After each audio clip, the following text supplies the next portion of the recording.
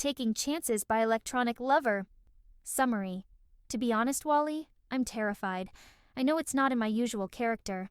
Nothing really scares me, but I'm fucking terrified. I don't really know what's going to happen. You have so much to lose. Jinx. Chapter 1. Chapter text. I love him, Jinx thought. No more running away. I did my fair share of doing this so often. It became a natural reflex and it formed into an unhealthy cycle.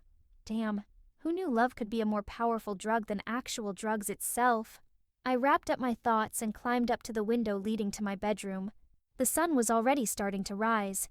It was 5 a.m. Aside from a cycle of running away, I had another cycle. It was a cycle of coming back to a certain speedster. Visiting him once a while turned into monthly visits. Monthly became weekly, then weekly became daily. Sleepless nights and staying up till sunrise became our usual doing. We would usually talk about random things such as, if you had to pick another superpower, which one would you choose? Questions like that we would discuss, but never the personal stuff. At least to me, not yet. I secretly loved it, but I would never let him know that. Jinx changed into her pajamas to get ready for bed. Jinx wore a purple-strapped tank top.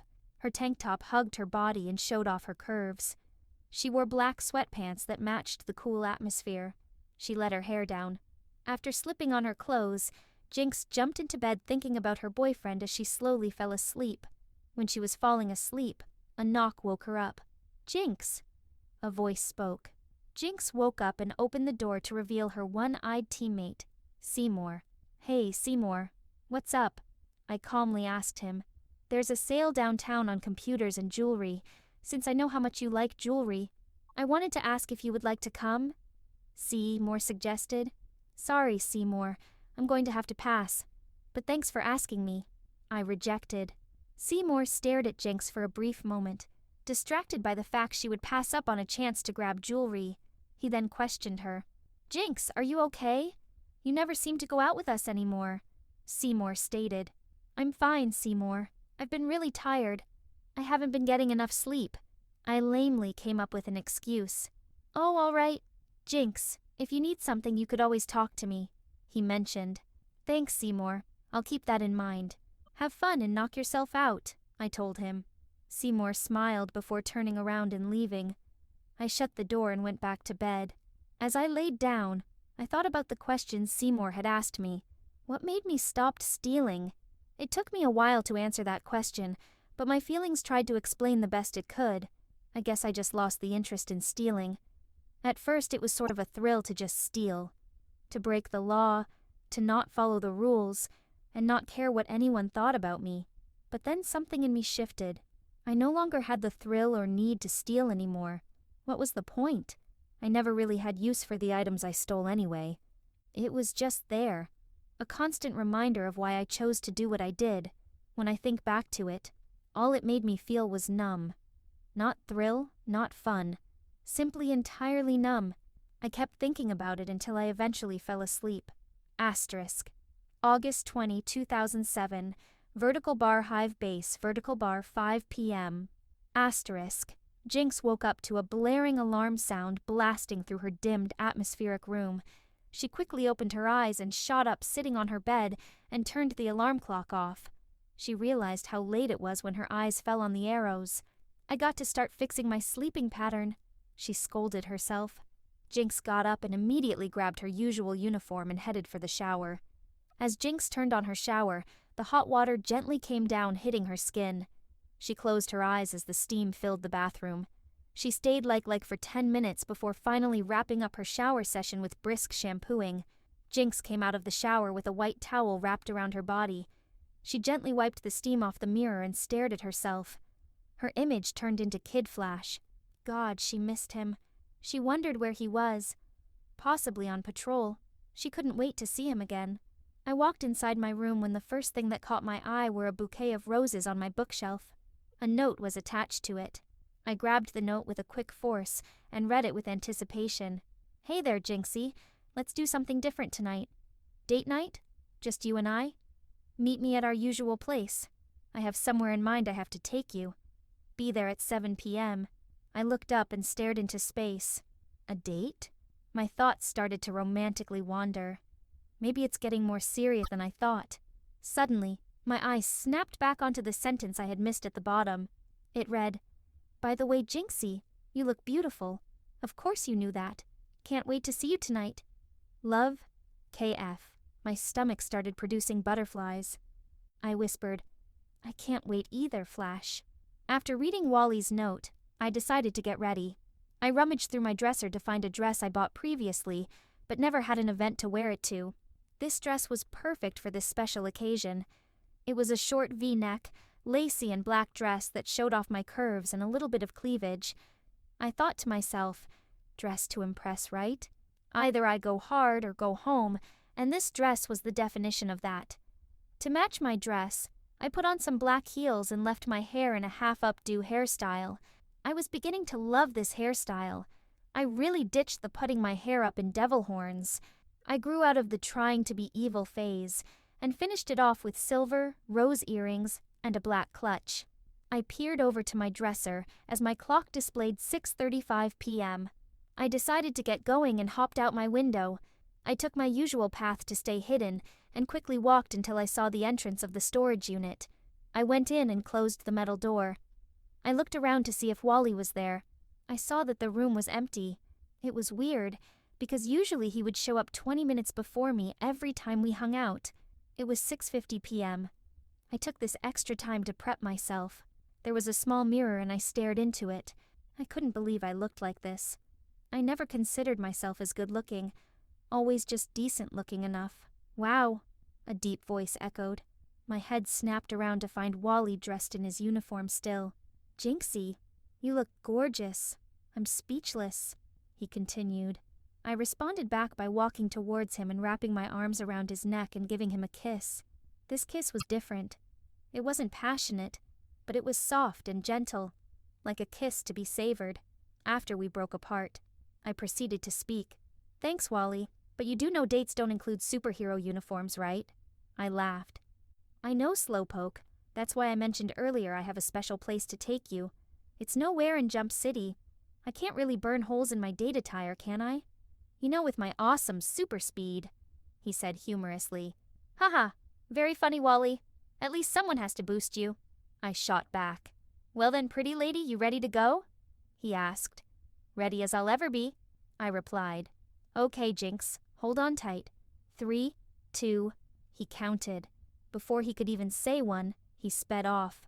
I expected him to count to 1, but it caught me by surprise. I held on to dear life and everything was a blur. I felt dizzy during the process of Wally running. Then suddenly, he stopped and cheerfully exclaimed, "We're here!" I looked around the setting really oddly. It was suddenly nighttime, and lights were flashing throughout the street. I saw the Eiffel Tower leering over buildings. Children and citizens were huddling around a mime artist, and the words they were speaking weren't in English. I quickly turned to Wally and asked him, "Wally, where are we?" "We better not be where I think we are," I said angrily. "To answer your question, my love, we are in Paris, France," he ecstatically replied. My jaw dropped to the floor, and I had to take a moment to comprehend where we were. "Wally, would it be possible for you to take us back?" she pried. "No can do, Jinxie. We're already here. You have nothing to worry about. I could take us back to Jump City as fast as I got us to France," he explained. I looked at him in disbelief. "Paris, France? Smooth move west," I thought. "Be back in a jiff," Wally exclaimed.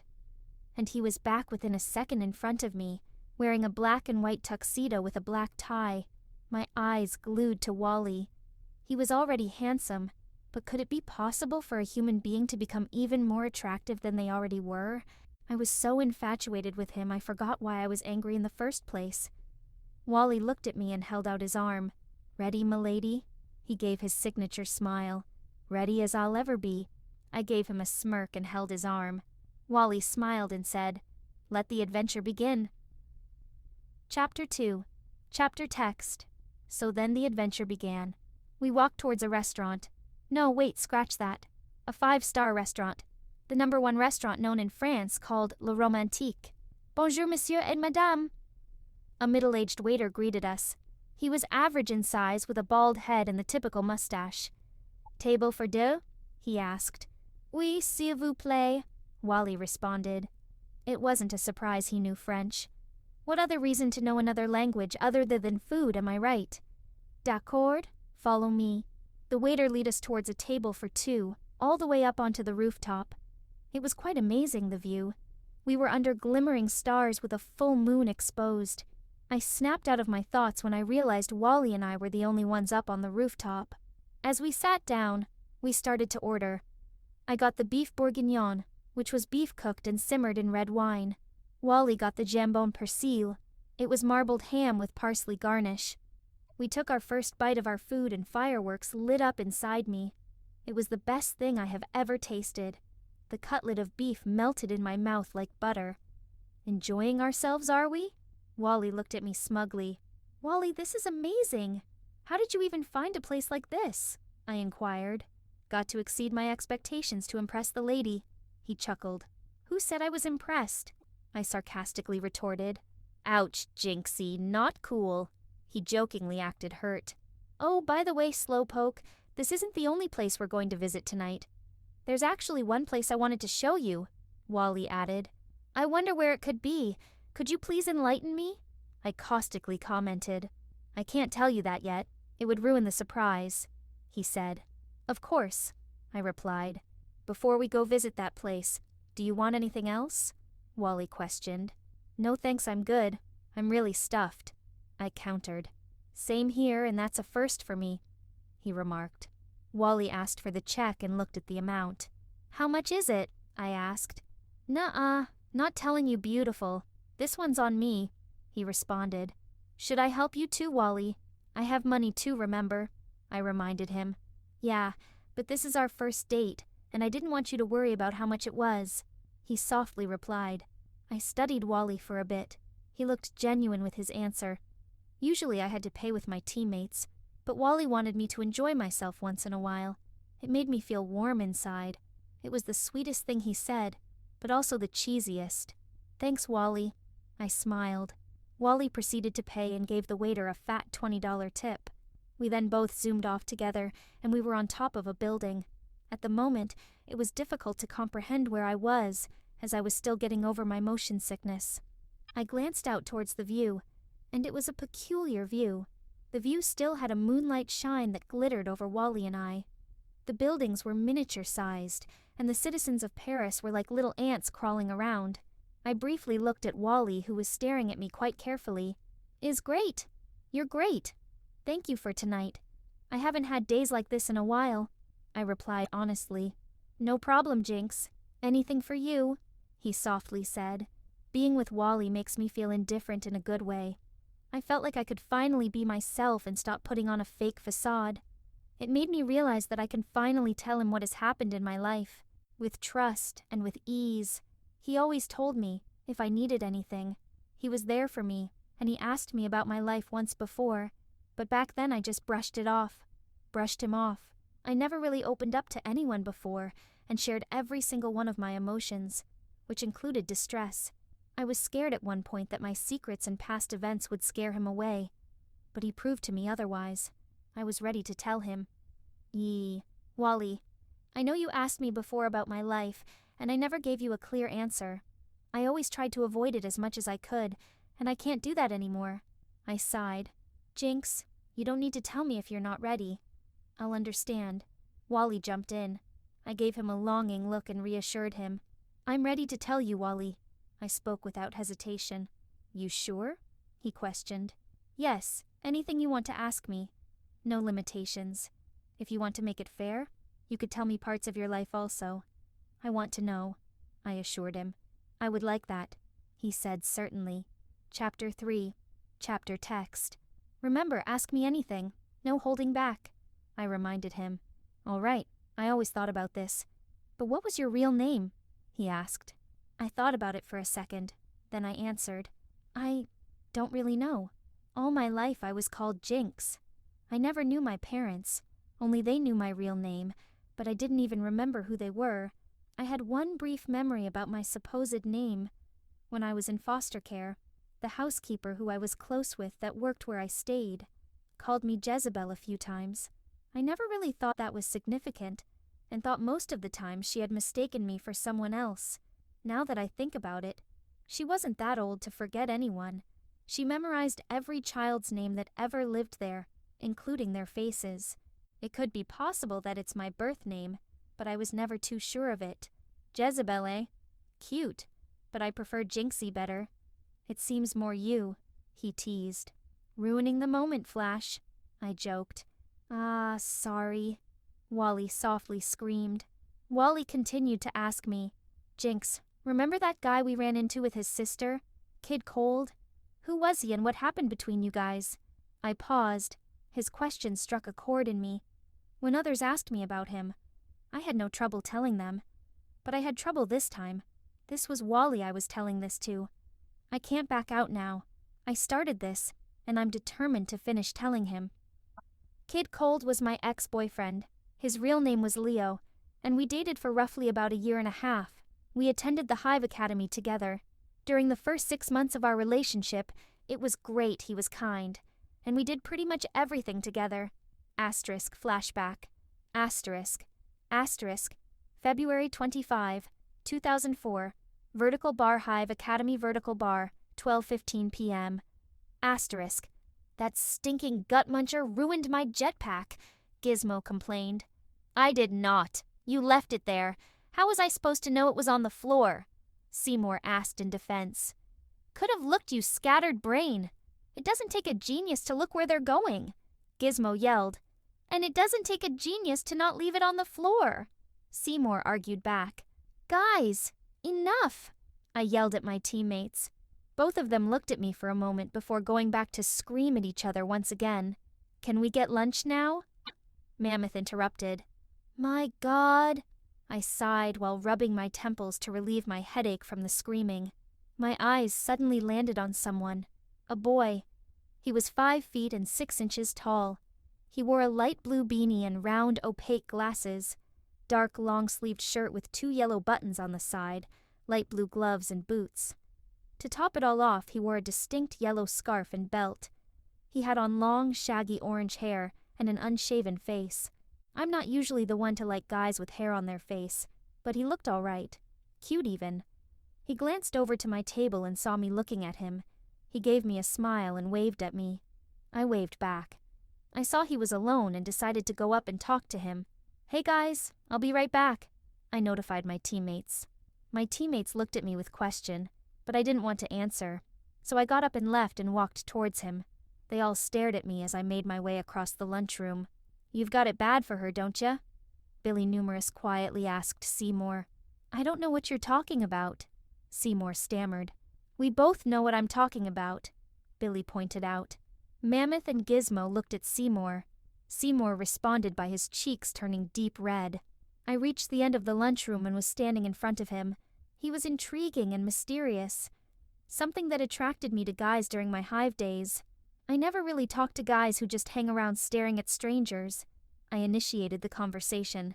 Well then, today's my lucky day, he replied back. Name's Kid Cold, but you can call me just Leo. Your name? Well then, just Leo. Name's Jinx. I sarcastically introduced myself. Jinx? He questioned. Yeah, my powers make misfortunes and bad luck happen. Kinda fits with the circumstance, I explained. Lucky, he blurted out. What? I asked him. You don't seem like a Jinx. I should say you're the luckiest thing to come across my path so far, so I'll call you Lucky, he slyly commented.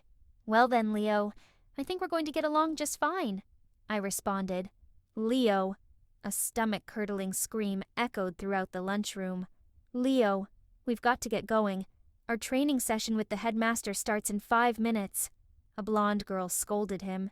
Fine, Kate. I'll be there in a minute. Just stop bugging me and I'll come, he annoyingly responded. You better. I know you're my brother and all, but you've got to get it together. I'll see you at the training base, she said. Leo looked irritated as he looked at me and said, Sorry about my sister. She could get very controlling sometimes. It's okay, siblings. Am I right? I answered, lightening the mood. Haha, yeah. I've got to get going. Duty calls. It was nice meeting you, Lucky. We should catch up sometime, he flirtatiously remarked. Yay, we should, I smilingly agreed. He gave me one last smile before walking out the lunchroom. That was the moment I knew my world was about to be turned upside down. We did pretty much almost everything together.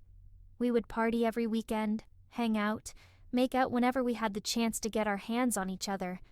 We did almost everything you can name, even drugs. We mostly did weed and did other narcotics to get high. We were on top of the world. It felt like us against the world. It felt like nothing could stop us, but something did. He did. March 12th, 2005 asterisk. Hey Leo, there's this rave that's happening downtown Jump. Wanna go? I asked him. Sure, whatever. He disinterestedly replied, while looking at banks and stores he could potentially rob. That's it? I questioned. Well, what the fuck do you want me to say? Yay, a party? He snapped.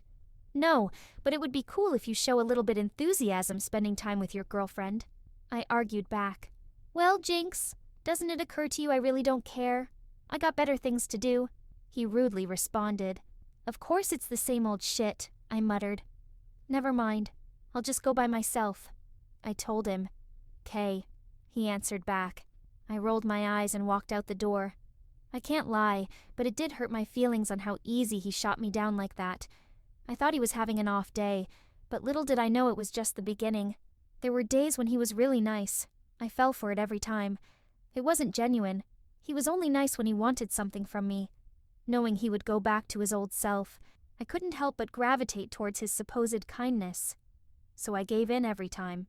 Asterisk March, 27, 2005, vertical bar, Leo's room vertical bar, 4:50 p.m. Asterisk. Lucky? He softly asked. I answered back into his chest. I love you. You know that, right? I know I haven't shown that lately, but I do. He started to say in my hair. Yeah, I know, Leo. We stayed silent for 10 minutes until he cut off the silence. I think we should take our relationship to the next level, Lucky, Leo suggested. In what way? I curiously asked. I think we should have sex, he quickly added. I gave him a shocked look and started to say, Leo, I don't know if I can do that. I haven't done it with anyone before, and I don't think you have either. I added, I know, Lucky, but don't you get it? Our first time could be with each other. I love you and you love me. Isn't that what matters? He persuasively commented. I mean, yeah, but anything could happen, you don't know. I shyly responded. If anything happens, Lucky, I'll be here for you. I love you, he reassured me. I love you too, Leo, I answered. Upon saying that, Leo took it upon himself to kiss me hard. His hands roamed everywhere around my body to unzip all of my clothes, and I did the same for him. That night, he made me feel special and lifted me up, but only to destroy back into nothingness once again. Asterisk March, 29, 2005. Vertical bar Hive common room vertical bar 9:22 a.m. I saw Leo across the hallway with his sister Kate. I smiled and was on cloud 9. I went towards them to talk to Leo about our night. Hey Leo, I said. Oh, hey Jinx, he said with monotone. That's funny. He never called me by my real name for a while. I didn't think of it much back then, so I just brushed it off. Kate? He sternly said. Okay, I'm going. I know my cue. She raised both of her hands up and turned to walk away. Wow, that's weird. What's going on with her? I asked Leo. Leo didn't answer me and stared out into space and bluntly said, I don't think this is going to work out anymore, Jinx. I think we should break up. When he said that, my heart split into two. What? Why? I thought things were going well between us, I tearfully asked. I just don't think it can work out. I mean, we fight so much now. I don't see the chemistry between us anymore. He responded in monotone. We can fix it, Leo. That's what relationships do. We stay and fix our problems because we care for each other. Don't forget about what you said to me, too. How if anything happens, you'll be there. I argued back. Yeah, well, things change, he rudely replied. In a matter of 2 fucking days? After we had sex? You gotta be fucking kidding me. I scoffed. I couldn't grasp about what just happened. My heart started to hurt and tears were slowly forming within my eyes. Look, I got to go, okay? We're over. What's so hard about that to understand? You're great and everything, really. But like I said, it's not working out anymore. He said one last sentence before turning to leave. Fuck you, Leo, fuck you. You lied to me. Don't talk to me ever again, asshole. I yelled to him as the hallway cleared. He looked at me and went into his classroom. As the hallway was empty, I broke down. I didn't care if I was late or didn't even show up at all. My whole world came crashing down the exact moment when I felt like my life was taking a turn for the better. I sobbed and sobbed until class was over. I spent several weeks in despair and was a walking travesty. May 13th, 2005. Lunchroom, 12:25 p.m. Before I knew it, it was already lunchtime. I walked to the lunchroom and towards the table where my teammates were sitting. They talked, but I stayed silent the whole time. I stayed like that until they eventually noticed. Jinx, are you okay? Seymour asked with worry. Yeah, what's got your panties in a twist? It's the time of the month already? Gizmo questioned. Watch your mouth. Not today, Gizmo. Today is not the day. I angrily shot back. When I said that, Gizmo knew to shut up. He knows that when I'm having a bad day. It does not get pretty for anyone. Geez, butt muncher. Gizmo muttered under his breath. Upon hearing that, pink electricity radiated around Gizmo's mashed potatoes and exploded all over his face. I ran off crying back to my dorm. Jinx, wait! See? Moore called after me. I ran and didn't stop until I got to my dorm. I slammed the door and sat on my bed. The tears kept coming. If this is what heartbreak feels like, I do not wish this sort of pain on anyone. Any other type of pain is fine. But physical and mental pain from loving someone, that's the only type of pain I would not condone towards anyone. Suddenly I heard a knock on my door. I dried up my tears and cleared my voice. Yeah, who is it? Jinx, you feeling okay? You just sort of ran off, Seymour brought up. I opened the door and it revealed to be Seymour. His face was flushed with worry. Yeah, I'm fine. Everything is great. I tried sounding happy as I could. Seymour raised his eyebrow, not being convinced by my answer. Jinx, I know you're not fine. Is it because of him? Seymour proceeded to question me. The moment Seymour asked me that question, I started to cry non-stop. Hey, Jinx. Shh, shh, it's okay, Seymour said comfortingly. He hugged and held me as I cried into his shoulder. Why does it hurt so much? I asked Seymour. Because you're in the stage of grieving. It's going to be okay. This pain will pass and you will be okay, Seymour whispered. Why did he leave? Am I not good enough? I continued. He's an idiot. He left a diamond for Rubbles. And Jinx, don't ever ask that question. You're the most beautiful girl I laid eyes on. Don't cry over someone who's a 1 out of a scale of 10, Seymour stated. I looked at Seymour for a brief moment before asking, Seymour, why are you so nice to me? I thought you always hated me since I'm not always the nicest person or leader to you guys. Jinx, I always liked you. When everyone else on our team is acting dumb, you made me laugh and cheered me up most of the time. I think I have feelings for you, Seymour blurted out. My head snapped up, and I looked at him with confusion. Jinx, I'm sorry. I didn't mean to shout that out. I'll leave if you like, he stuttered. I didn't know what came over me, but I did it on instinct. I felt numb within that moment, and I wanted to feel something. Anything. I kissed Seymour. It took him a second to kiss me back. I don't think he was really expected that kiss as my reaction. Jinx. He gasped my name. I began to pull him towards my bed, and I got on top of him. We made out profusely, and my lips began to attack his neck. He moaned in pleasure. I took off my shirt to reveal my bra, and I began to feel him up on his leg. He shivered and flipped me over so he could be on top. That day Seymour made me forget, but yet I still felt numb. After our exchange, we both fell asleep for a while. I woke up seeing Seymour still asleep. A sudden pang of guilt and confusion washed over me. I got dressed quickly and tried to leave my room, but then Seymour woke up. Jinx, where are you going? Seymour asked me with desperation. I'm sorry, Seymour, but I have to go. I'm really sorry, I sadly replied. Asterisk flashback ends asterisk. The hurting look on his face was the last thing I saw before I left him. We never really spoken about that day. We just avoided eye contact and interaction. Even if we did interact, we pretended that day never happened. We didn't really know what to say to each other, or at least I didn't know what to say to him. Jinx. I'm so fucking sorry. Wally apologized. No, Wally. It's okay. I got over my ex and found someone who's not an asshole. But the one thing that haunts me till this day was not giving Seymour an answer. Instead, I just left him like that with no explanation to why I did that. I feel like such a hypocrite. Someone broke my heart into two, and I turned around doing the same thing to someone else. I felt disgust and hatred for myself. I couldn't even look him in the eye. I don't know what to say to Seymour. Even if I did have something, I don't even know if he would want to hear me out, I anxiously explained. Wally took a second to think about my situation. He then offered a solution. Jinx, I think you should talk this out with Seymour the next time you guys see each other. He needs an answer, and I truly believe he would want to hear you out. You guys have the strongest bond out of all of your Hive teammates. He would try to understand from your point of view of why you choose what you did. It would just hurt him more every day if he was left unanswered. I thought about what Wally said and took a second to process the information I gave him and the information he was giving back. You're right, Wally. I need to face my problems. I'm so used to running away from them.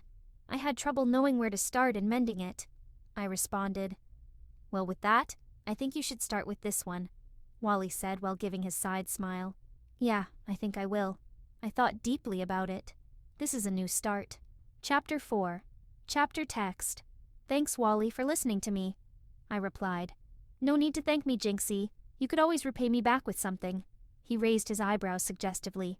Hey, pig, I comically said while playfully punching Wally on his arm. Kidding. He chuckled. So is there anyone else you would like to speak about? He asked. Well, I did date Cyborg and he betrayed us to take down the Hive Academy, I answered. Wait. Hold the phone. You dated Cyborg? Wally inquired. Yeah, I did, but it wasn't serious. I was really pissed that he lied to me, but I understood why he did. It was for his team, and he couldn't turn his back on them. He apologized when I switched sides, and we're just friends now. Oh, okay, good. I was about to say, the next time I see Cyborg, it's going down between me and him, he stated. Wow, Wally West. Am I sensing jealousy? I teased. No. Wally stuttered. You're cute, Wally, but you have nothing to worry about. I love you, remember? I reassured him. I know. I wanted to see what your reaction was, and I got it, babe. Wally baited. Haha, you're hilarious, I answered ironically.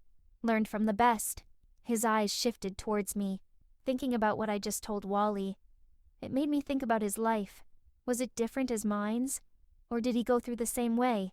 Curiosity got the better of me, and he said he didn't mind me asking the same questions as he did. So I went for it. Wally? I called his name. Yeah, he quickly answered. Would it be okay if I ask you about your life? Since we pretty much covered the significant aspects of mine, I asserted. Sure, Jinxie, ask me anything, he implied. Anything? I questioned. Anything, he reassured. I took a moment to choose my questions wisely. I didn't want to get to the raunchy stuff first. Kinda ruins the fun. How was your life growing up? I asked. Well, I haven't had the best life growing up. My mom and dad were always pressuring me to do better, something that makes a lot of money.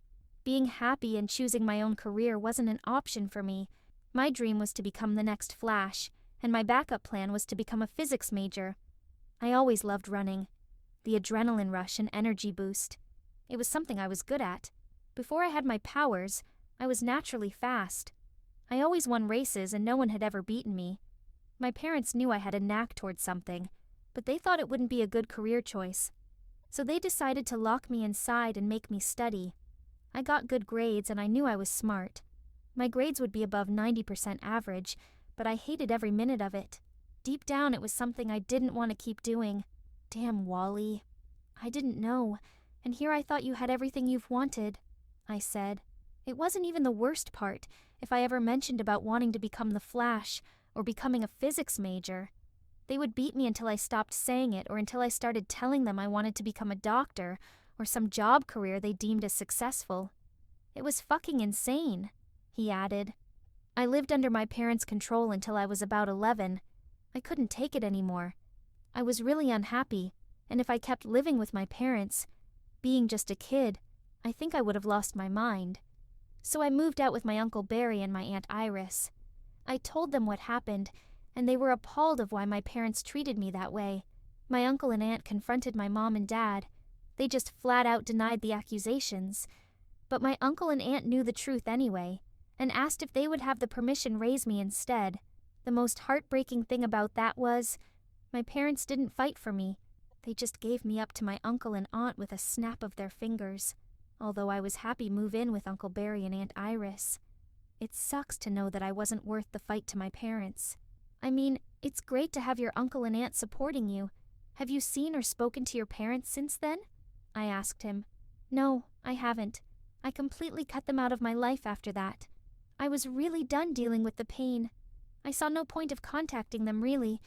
I tried with my parents, but they never tried for me. It defeats the purpose. I'm happy where I'm at with my uncle, the Flash, and Aunt Iris. He stated. Wait, your uncle is the Flash. Shock consumed my face. Yeah, I was shocked too. My lifetime idol was actually my uncle. Go figure, he replied. So then how did you get your powers? Did you naturally develop it? I curiously asked. Well, let's say it was sort of an accident, Wally carefully inputted. Accident? Jinx quizzically looked at Wally. November 21, 2000, 5:30 p.m. I remember my Aunt Iris taking me back to Central City during the summer where she lived. She said my uncle knew the Flash. I got so excited as I was going to meet my favorite superhero. Aunt Iris! 10-year-old Wally excitedly screamed. Wally, how's my favorite nephew doing? She greeted him. I'm doing good, Aunt Iris, and I'm only your favorite nephew because I'm an only child. Wally giggled. Don't be so modest, Wally. You'll always be my favorite nephew, only child or not. Iris reassured him. I really missed you, Aunt Iris, Wally said while hugging his aunt. I missed you too, Wally. She gave him a tight hug. A manly voice called my aunt from the living room. I always instantly recognized that voice anywhere. Honey, I'm home, his Uncle Barry vocalized. Wally, there's Uncle Barry. Go say hi, Iris ordered. Uncle Barry, Wally screamed. Hey there, kiddo, how you been? Barry said while ruffling Wally's hair. I'm good, he said, smiling. Uncle Barry, when are we going to meet your friend the Flash? Wally innocently asked. Soon, kiddo, after we have breakfast. We can't leave the house on an empty stomach, Barry answered. Well, we better start breakfast. The food is getting cold, Iris warned. With my aunt's warning, we quickly went to the kitchen and sat down at the dinner table. As soon as I sat down, I noticed my aunt made my favorites. It didn't matter if it was morning, afternoon, or nighttime. She never fails to make my favorite meals. My favorites! Piles of everything. Toast, bacon, eggs, sausage, waffles, orange juice, and melting butter to smother everything on, Wally exclaimed as he began eating. Barry chuckled. Slow down, Wally. You don't want to get a stomachache this early in the day. Sorry, Wally replied with his mouth full. Well, would you look at the time? We've got to get going. Wally, after you're done, meet me outside. I'll start up the car, Barry told us. I'm done, Uncle Barry, Wally exclaimed as he wiped his mouth with his sleeve. After Uncle Barry and I finished breakfast, we gave a hug and kiss to Aunt Iris before leaving. Then off we went. We were about to go meet my lifelong idol since I was a kid. At least that's what I thought. Uncle Barry pulled up in front of a science laboratory. It was really rainy that day, and heavy thunderstorms were expected around 7 o'clock. I was curious to why we would meet the Flash here. He told me he was inside, and we came in. The place was huge. It had 5 floors, and we went up to the 2nd floor. It was the first room. Uncle Barry? Where's the Flash? Wally enjoined. Well, Wally, you're looking at him, Barry confessed. I was dumbstruck and my eyes bulged from learning the truth. I couldn't believe it, how and why. I took a second to recollect my thoughts. I just wondered why he never told me, and now that I realized that he was waiting for the right time to tell me. What? How? Wally directed. I was working in a lab one evening. I was trying to create an antidote for healing purposes. It was a bad night since thunderstorms were rolling in. I couldn't find an ingredient, so I walked over to the other side to the room looking for it, and I left my station unattended. When I came back, thunder had struck the building and everything was moving. Eventually, thunder had struck a cord that was connected my station to the metal wall of the building. I was leaning on my station when my experiments exploded, dousing me in chemicals. It knocked me out. When I woke up, I didn't think anything of it. I felt fine, and I didn't have any wounds. So I continued on, and I knew later on something was different with me. The power started kicking in, and I ran abnormally fast without having to put much effort, Barry explained. Wow, that seems really cool, Uncle Barry. I just wish something like that happened to me. Seems like a dream, Wally expressed. It may be Wallace, but it's 1 out of a billion chance it could happen again, Barry said truthfully. Yeah, sadly. Wally disappointedly uttered. Hey, cheer up, kiddo. You still have time to becoming a great physics major going towards a doctorate degree. To me, that is an awesome career choice, he comfortingly expressed. I guess. Thanks, Uncle Barry, Wally said. All right, kiddo. The storm is kicking in. I need to lock the rooms in this particular hallway. I'll be right back, okay? Barry apprised him. Okay, Wally stated. The moment my Uncle Barry left, I looked around the room and picking up strange chemical my uncle left out. I was mesmerized by the different types of chemicals there were. Then, it happened. The light shut off and I heard lightning. It was silent for a moment, until lightning then struck harder this time. Before I knew it, glass and chemicals were flying everywhere, including onto me. I found myself on the floor blacked out. I heard screaming and someone was shaking me. I couldn't see who it was, but I reckoned it was my Uncle Barry. Asterisk November 21, 2009, 27 p.m. Asterisk. I started to become conscious again. My eyes fluttered open. I saw my Uncle Barry with panic across his face. I started to realize I was in a room and hooked up to an AV and saw my vital organs on the screen. Everything was abnormally fast. Was something happening? Am I okay? Uncle Barry noticed I was awake and started to say, Just as I feared, your body processed it much faster than I did. He said calmly, Uncle Barry, what are you talking about? I questioned him. Your body evaporated the chemicals when you were struck. Looks like it's just you and I, buddy. He informed me. I couldn't believe it. I'm supposed to be happy, right? I mean, I am. I'm just completely shocked. I was told becoming the next Flash was impossible, and having powers like this is 1 in a billion. Then this happens? I was speechless. I'll train you, but you can reveal your identity. This is what keeps you safe. We can only tell your Aunt Iris and that's it. Everything else you have to keep under wraps. He warned me. Okay, Uncle Barry, I won't let you down, I promised him. Chapter 5. Since then I've been going on missions with Barry. To be honest, at first it was difficult and I wasn't used to it. But over time I got better and faster at stopping crime. I don't regret a minute of it. That's a lot to take in, Wally, I asserted. Yeah, I know, Jinxie, he voiced. I'm sorry about your parents, Wally, but are you okay currently? I wondered. Yeah, I'm better than okay, actually. I'm just happy Uncle Barry and Iris got custody of me. I wouldn't have asked for better parent figures than them, Wally responded. I'm glad everything worked out for you, I expressed. Anything else you want to ask me, Slowpoke? He asked me with content. I thought about it. I always wondered, has anyone hurt Wally before? The way Leo has hurt me? Have you ever gotten your heart broken? If so, who was it and what happened? Wally's face shifted as he was carefully thinking about the question I just asked him. I couldn't tell if it was anxiousness or sadness. Yeah, I did get my heart broken. Her name was Artemis, he simply replied. Wait, Artemis?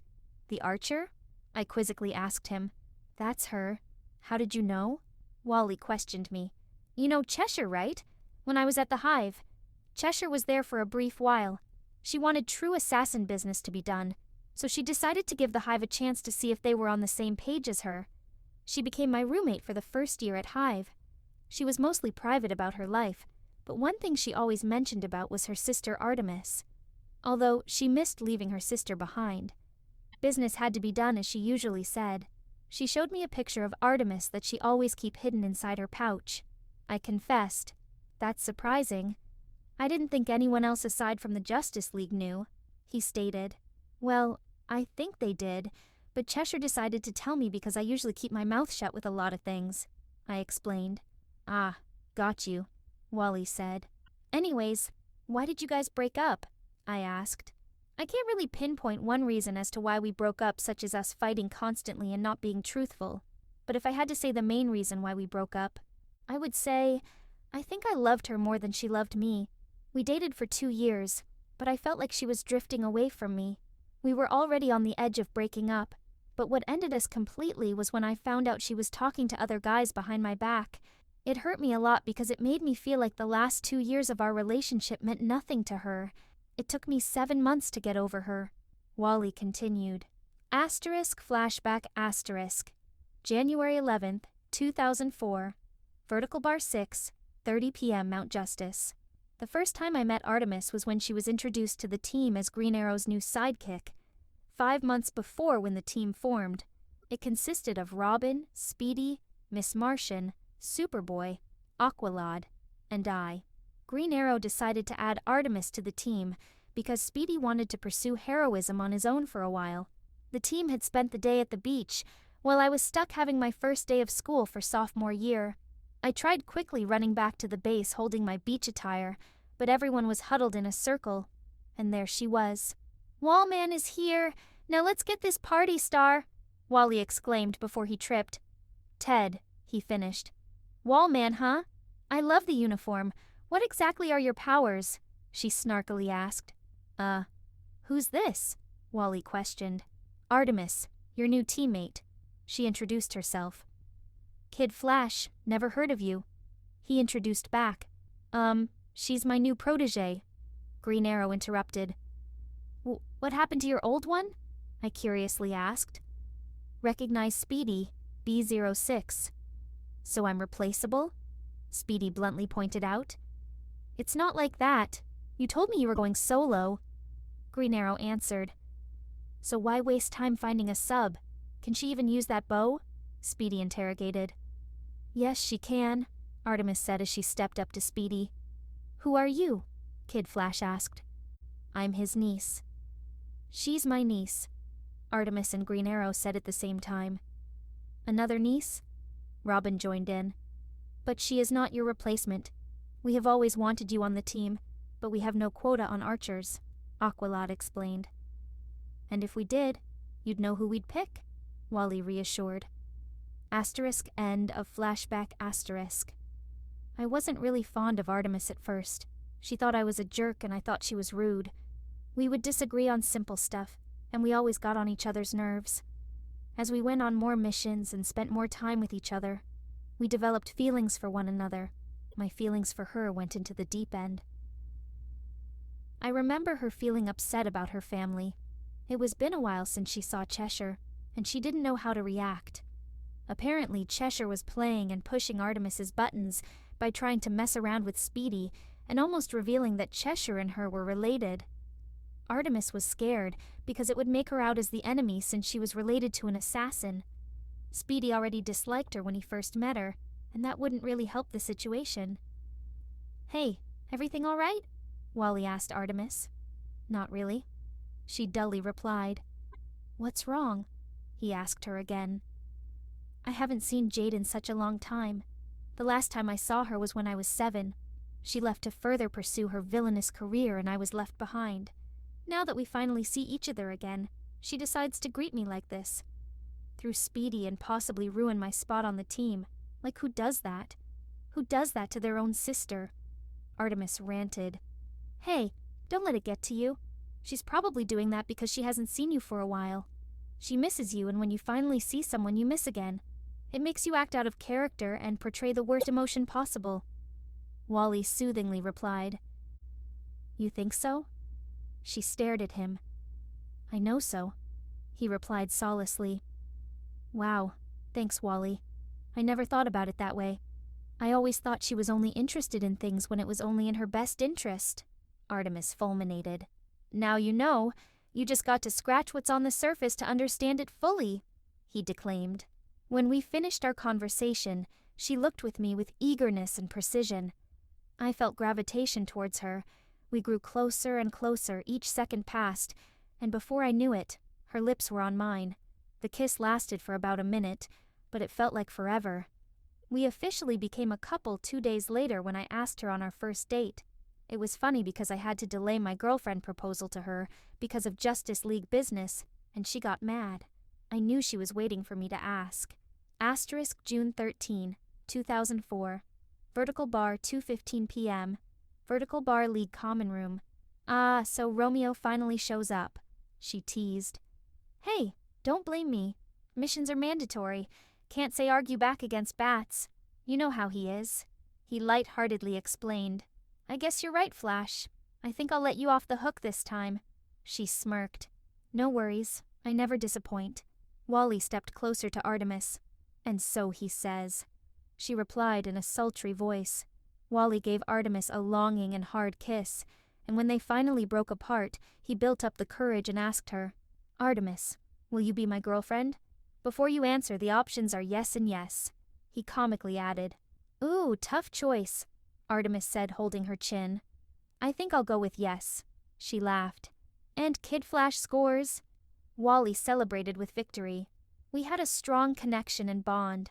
Our thing was just stroll out in the park and sat there past midnight. I remember one night, after a full year of dating, I decided to tell her I love her. I was so scared of her response until she told me whether or not she felt the same way. June 20th, 2005, Vertical Bar, 11:37 p.m. Vertical Bar, Central City Park. Artemis? Wally called. Yes, Wally?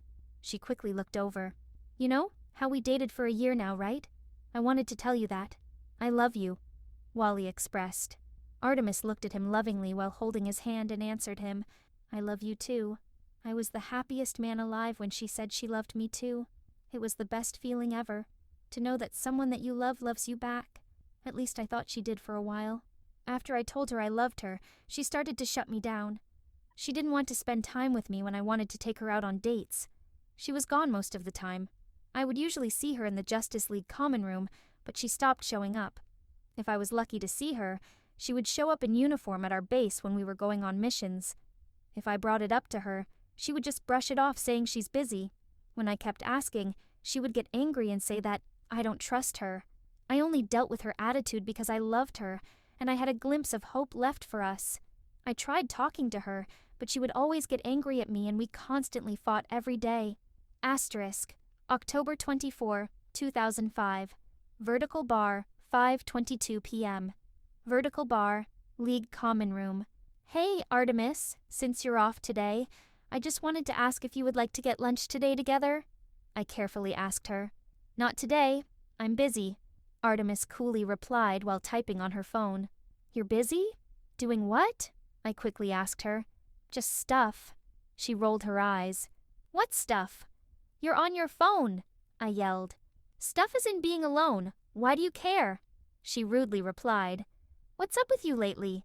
You usually don't act like this. I don't even see you anymore. I blurted out. I don't know, Wally. Maybe I just want to be left alone and not be bothered by you. Plus, I have a headache. Listening to you ranting about the worst and best restaurants around Central City isn't going to help me, she mockingly expressed. After she said that, my mood died completely for that week. It hurt me to see that she was acting like that towards me. She didn't even tell me what's wrong, and I had to come and ask her to find out. But every time I do, she turns me away. I don't think she even cared about how I felt during that moment, or every time we fought. Fine, if that's how you really feel then, I said as tears welled up in my eyes. Bye, she said as she left. After Artemis left the common room, I fucking lost it. All the pain and anger built up, I had to unleash it somehow. I haven't felt this angry in a long time. The last time I felt this angry when my parents treated me like shit for trying to pursue my dreams. Fuck! Wally screamed as he punched the wall several times, leaving holes within it. He dropped to the ground with tears running down his face. I knew within that moment I didn't want this pain anymore, that I couldn't handle it anymore, and that Artemis and I were coming to an end soon. I didn't know when it was going to end. Either she ends up breaking it off, or I end up leaving and cutting ties with her completely. Then one day, that's when our love life was sealed and gone. That day marked the day of my breaking point. Asterisk. December 15, 2005, Vertical Bar, 10:30 p.m. Vertical Bar, Mount Justice. That day was the day of our mission against villain Queen Bee. I walked in and the whole team was there. Robin, Speedy, Aqualad, Magon, Superboy, and Artemis. Artemis again was on her phone as usual, and I walked to stand by her. She didn't notice, and I looked over to her phone. She was texting Marvin White, one of my classmates. All I saw were flirty texts from him, and she flirted back. She didn't even mention about me. One of the texts I saw where he had a great time with her earlier that day, and that they should have a date like that again. Upon seeing that, I was done. Done with her, done with us, everything. "Artemis! What the hell are you doing?" I yelled. Artemis looked up. The whole team stopped talking, and their eyes shifted towards Artemis and I. "Wally, chill out. What are you talking about?" she coyly asked. "Chill out? Are you fucking serious? I know what I just saw. Don't act like you didn't do anything. You fucking cheated on me. I saw you texting Marvin. I was standing right next to you." I furiously raised my voice. "Are you joking? Out of everything you could say to me, this is what you came up with? I'm not texting him, Wally." She coolly spoke. "Well then give me your phone. Prove me wrong. If you say you didn't text him, I want your phone right now," I demanded. Artemis stood there and looked me straight in the eye and said, "I'm not going to give you my phone, Wally, that's personal. It's like you don't trust me." "Bullshit, Artemis. Don't pull that card with me. I wouldn't have acted like this if you didn't act the way you did. You gave me a reason not to trust you," I angrily explained. "I'm still not giving you my phone, Wally," she calmly replied. "Then that answers my question then. It's over between us," I informed her. I turned back to leave, but before doing so I had one last thing to say to her. "You know, Artemis, I loved you, and I think I loved you more than you loved me. I tried to make it work between us, but you didn't. You gave up on us that quick. The only reason why I tried was because I fucking loved you. Now that I realized you didn't love me back, you don't know how hurt I was whenever you spoke to me. Like you didn't give a single shit about me. I couldn't sleep, eat, or think. It takes me a lot to give up, and the fact that I gave up right now is because I've had it with you. You could have grown up the courage and told me you didn't want to be with me anymore, but you didn't. You broke me. You hurted me more than any villain in the world ever could," I lumpily said. With that, the whole room grew wide eyes and everyone stayed silent. "Wally, wait," Artemis called out. "Save it, Artemis. Don't bother. I'm done," I loudly remarked. I turned back around and left through the door. The team gave Artemis judging eyes before their eyes turned to me as I left. It was horrible, and I wished that the team would never had to witness that, but I just couldn't handle it anymore. It was my breaking point. Asterisk flashback ends asterisk. We didn't speak for a while after that. She only reached out to me 2 months later to apologize and asked how I was doing. I forgave her, but we decided to stay cordial and just consider each other as teammates. That was about it with us. Wally wrapped up. "Shit. Wally, I can't believe it. I'm sorry," Jinx said. She couldn't believe what she was hearing. "Don't worry about it, Jinx. I'm okay now. I found you. I know you won't ever do that to me. It's just that no one knew what happened except the Justice League. So now I'm telling you," he softly explained. "I know Artemis isn't here to defend herself, but I can't help but say, what a bitch move," Jinx calmly replied. "No, it's okay. She apologized, and we're just teammates," he summed up. "Was it just a normal relationship? Did you guys, do the deed?" I curiously asked Wally. "No. I knew that if I lost my virginity to her, it would wreck me even more. So I decided to save it and do it when I'm ready with a person I really love and if they love me back," Wally detailed. "So you're a virgin?" I asked shockingly. "Well, yeah, I may be a flirt at times, but I'm not barbaric Jinxie," he replied amusingly. "Touché, Wally," I replied jokingly. "I'm sorry, Wally. I just didn't expect it to be like this. You're an amazing person. It hurts me to know that you were hurt like that," I compassionately stated. "It's okay, Jinx. Thanks for caring. But you don't have to worry about that now. I found love again, and it's with you. You made me happy and made me believe that it's possible to find happiness once more," Wally confessed. "Anytime, Wally. Thanks for being there for me, too. I know I could count on you," Jinx replied. Wally gave Jinx a soft smile and proceeded to say, "I love you, Jinx. I'm glad I found you." "I love you too, idiot." she passionately answered back, with the night being still young. Wally and Jinx shared a long and passionate kiss. They wasted no time and decided to spend the whole night away in each other's arms until sunrise. Chapter 6. August 21st, 2007. Eiffel Tower, 6:32 a.m. Wally and I stayed with each other for hours. It was one of the best nights of my life, and I surely would not forget it. We could stay like that for a while more, but then tiredness got the better of us. "Let's get home, princess." Wally yawned. "What already? What time is it?" I curiously asked.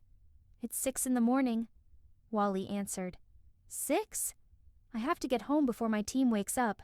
I forgot how fast time could fly by. Realization dawned on Jinx.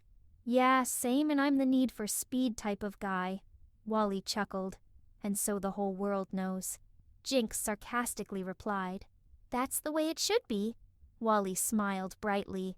"You ready, Jinxie?" Wally questioned. "Yes," I simply replied. Wally zipped us away from Paris, France, and just like that we were back in Jump City and back to the Hive base. I jumped off of Wally's back and wobbled back and forth before gaining back my stance. "Still never going to get used to that," Jinx commented. You'll get used to it someday," Wally shrugged. I looked at Wally deep into his eyes before speaking. His face blended within the sunrise. His fiery locks glistened against the rays. Looking at Wally reminded me why I fell for him in the first place. "Thank you, Wally, for the date. I had a great time," I appreciatively replied. "Anytime, Jinxie. I just wanted our first date to be special.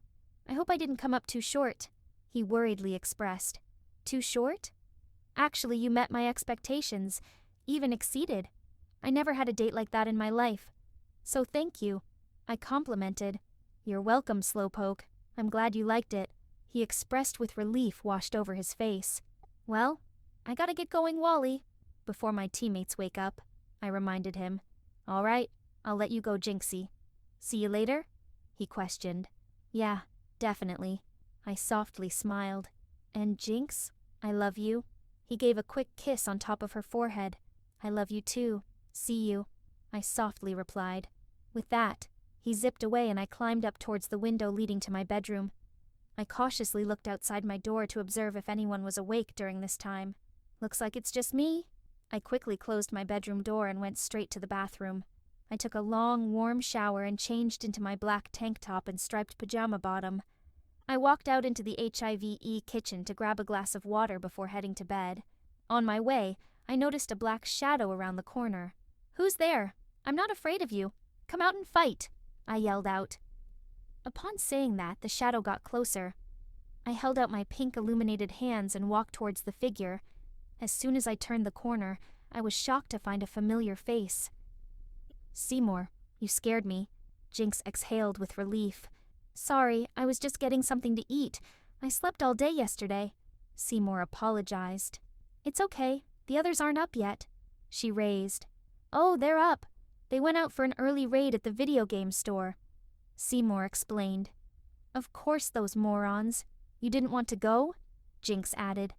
"Nah, I just wanted to stay back for a change," he answered. "Oh, right," I awkwardly added. A moment of silence erupted between us. It felt like eternity before Seymour spoke up. "Well, I'm going back to my room.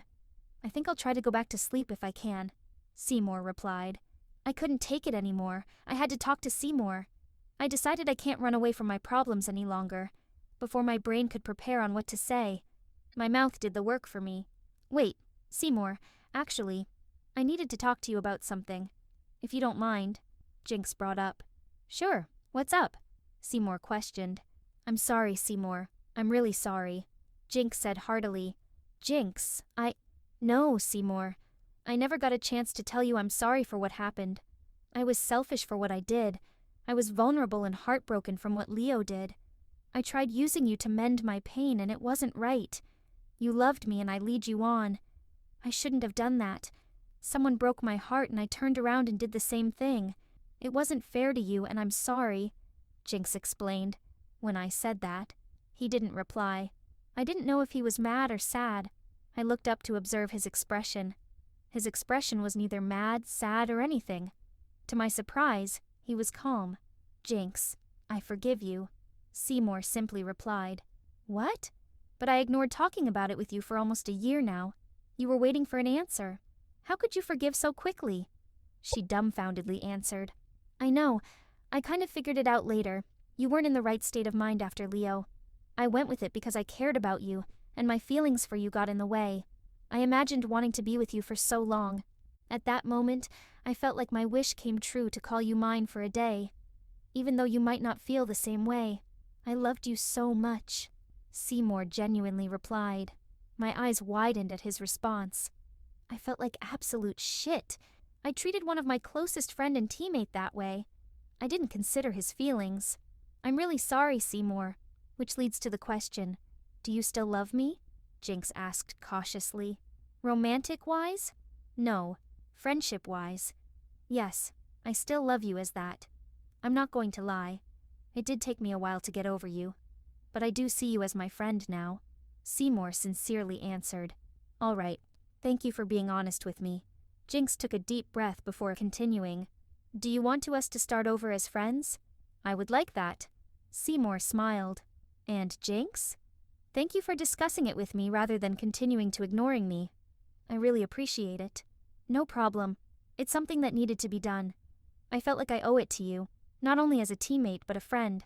I think it's really time for me to grow up and fix my mistakes. Jinx dawned. Good mindset. Sometimes I wish Mammoth and Billy would think that way. Maybe even Gizmo. But I guess some people never really change. Seymour retorted. Yeah, I agreed. I thought about Gizmo, Billy, Mammoth, and Kid more further. Maybe Seymour was right. No matter what topic I bring up to them, whether if we were going to plan to steal, or if I needed my team, they just brush it off. I guess nothing really ever occurred to them. They simply just do not care. I don't think anyone could live like that. But apparently the Fabulous Four could. It was sad to think about, but sometimes you can't save everybody. No matter how hard you try, there's some people that are way too lost to be saved, or they simply do not want to be saved. You know, you should just go with him, Jinx. Seymour suddenly spoke out. I stopped dead in my tracks. I couldn't believe it. I never expected Seymour to tell me to just go anywhere, in matter of fact. I thought he would tell me the opposite and try to get me to stay with him. What? Jinx slowly narrowed her eyes towards Seymour. You could still save yourself from this chaos of a crime life. You have Kid Flash. Deep down, Jinx, I know you were never made for this life. Kid Flash thinks the same way. You can still get away. Go with him. Seymour continued. I stared at Seymour, absorbing what he said to me. I know I should go, but a part of me wonders if I do leave, what will happen to everyone else, especially Seymour. If I do go, Seymour, what will happen to everyone else? Jinx swallowed a big lump in her throat. Seymour paused for a moment and continued on. You don't need to worry about everyone else. I think you've done plenty of that for the past 2 years. It's time to think for yourself, Jinx. What will happen to you especially? You were my only true friend here. Jinx expressed with concern. I don't think I will stay with the team either. I'll be on my own and I can maintain myself, trust me. Just know, we'll still be in touch. Seymour reassuringly smiled. I stepped towards Seymour and gave him a long hug.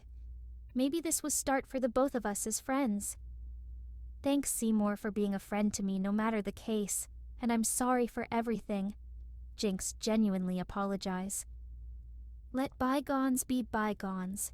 I'm just glad we finally got it out of the way. I'll miss you, Jinx. Seymour replied. With that, Seymour gave me one last smile before turning away. He left me with my thoughts. I'll miss you too, goodbye, I whispered. I think that settles it. It's the ending to everything, right? But not quite. It was only the beginning. Chapter 7, September 5th, 2007. Wally's neighborhood, 11:26 a.m. I was walking to Wally's place. I looked down at the piece of paper Wally had given me. He left me an address named 1695 Jenica Way Drive. I proceeded to look up and eyeing every restaurant and building until one caught my eye.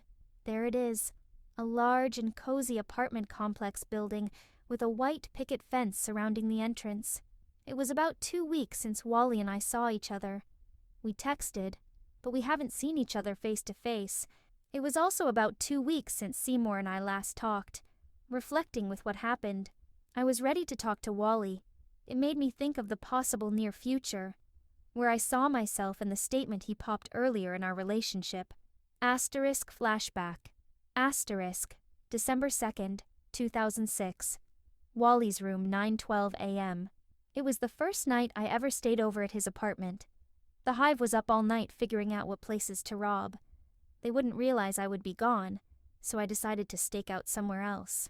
Good morning, beautiful. Wally rolled over and gave me a kiss on my forehead.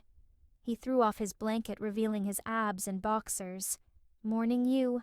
My magenta eyes fluttered open only to meet sky, blue eyes. How'd you sleep? He questioned. I slept great. One of the best nights of sleep I've had in a while, I answered as I gave a morning stretch. I'll make breakfast. Does the special lady have any requests? Wally sarcastically peered over. Now that you asked. I want pancakes, but I also want waffles. I can't choose between blueberry or strawberry. Okay, pancakes with every type of berries coming up, he gleefully shouted. Hey, that's not what I asked for, I yelled. Love you too. It'll be the best thing you'll ever put your lips on. Trust me, he echoes from the kitchen. Oh, boys, you can't live with them and you surely can't live without them. I shook my head and turned over. Asterisk 20 minutes later, asterisk. Your breakfast is ready, milady, Wally excitedly retorted. This better be worth it for you to ignore my request, I emphasized as I took a small bite. I slowly chewed his creation until I suddenly came at a full stop. Wow, this is not bad. Shit. I can't give him the satisfaction. He'll never let me live it down. Is that the face of enjoyment I see? Didn't I tell you I told you so? Wally mockingly suggested. Shut up. I glared at him. We both gave each other a silent stare, and then started to burst out laughing.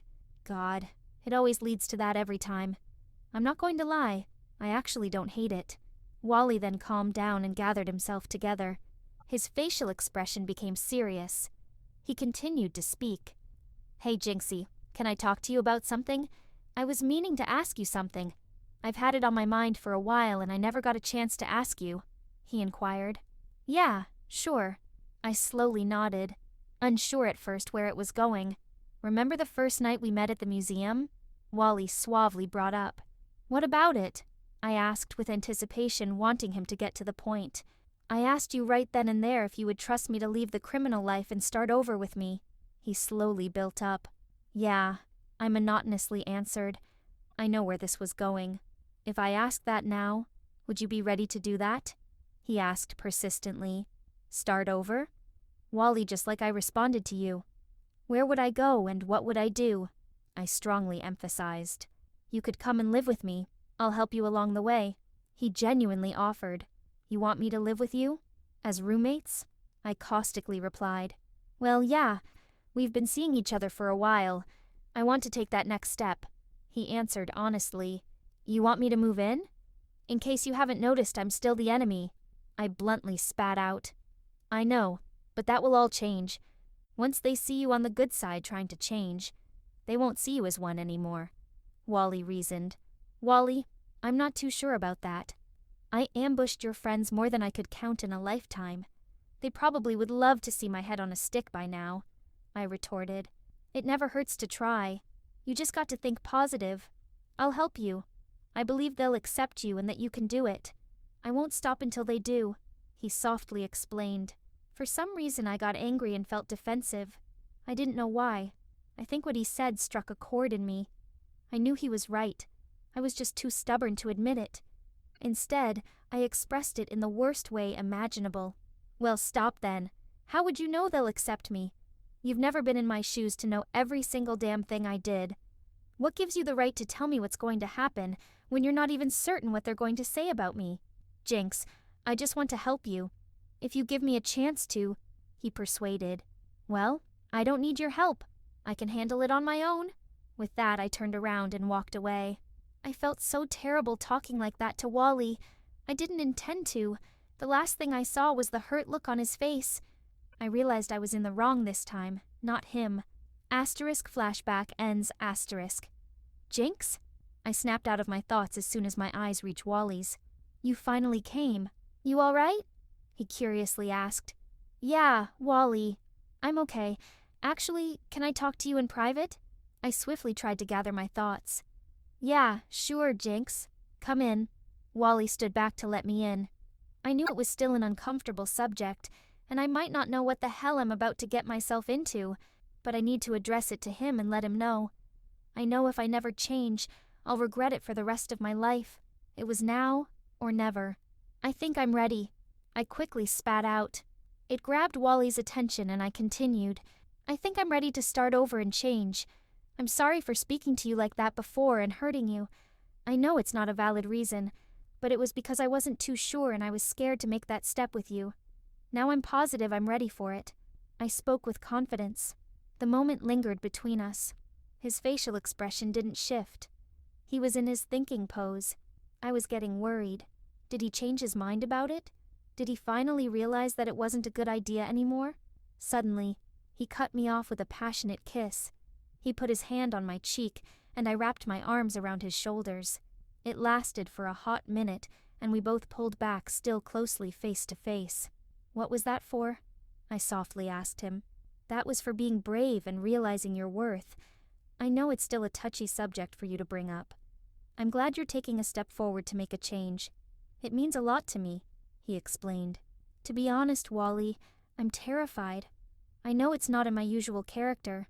Nothing really scares me, but I'm fucking terrified. I don't really know what's going to happen. You have so much to lose. I just don't want to be the reason why people exclude from everything, shunning you out because of me. I'm bad luck, and pure luck has never happened to me, I anxiously revealed. I don't care what they think, he quickly said. What? I remarked. I don't care what they think about me. What only matters to me is you. I know you're scared of not knowing, but that's a part of the risk. Think about it this way.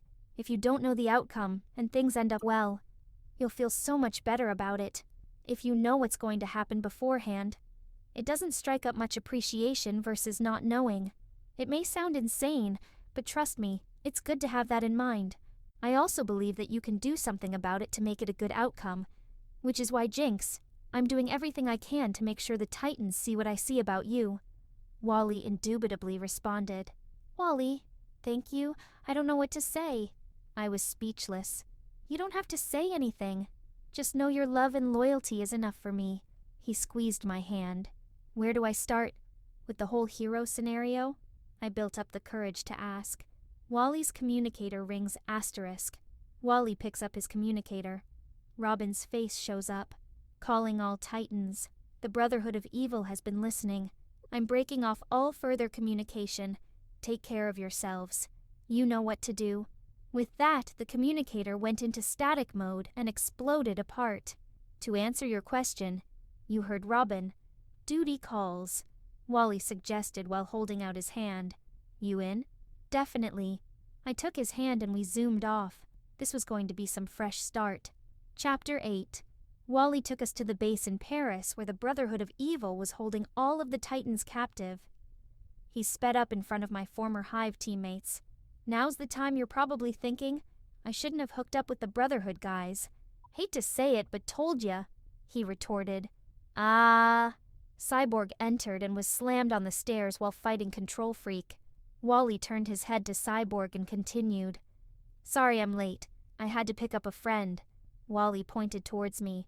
I entered and was surprised to see everyone, but Seymour. I smiled knowing Seymour had taken action to leave. You're with him? Traitor! Gizmo yelled along with Mammoth, Kid Wicked, and Billy Numerous's shocked faces behind him. Probably have some catching up to do.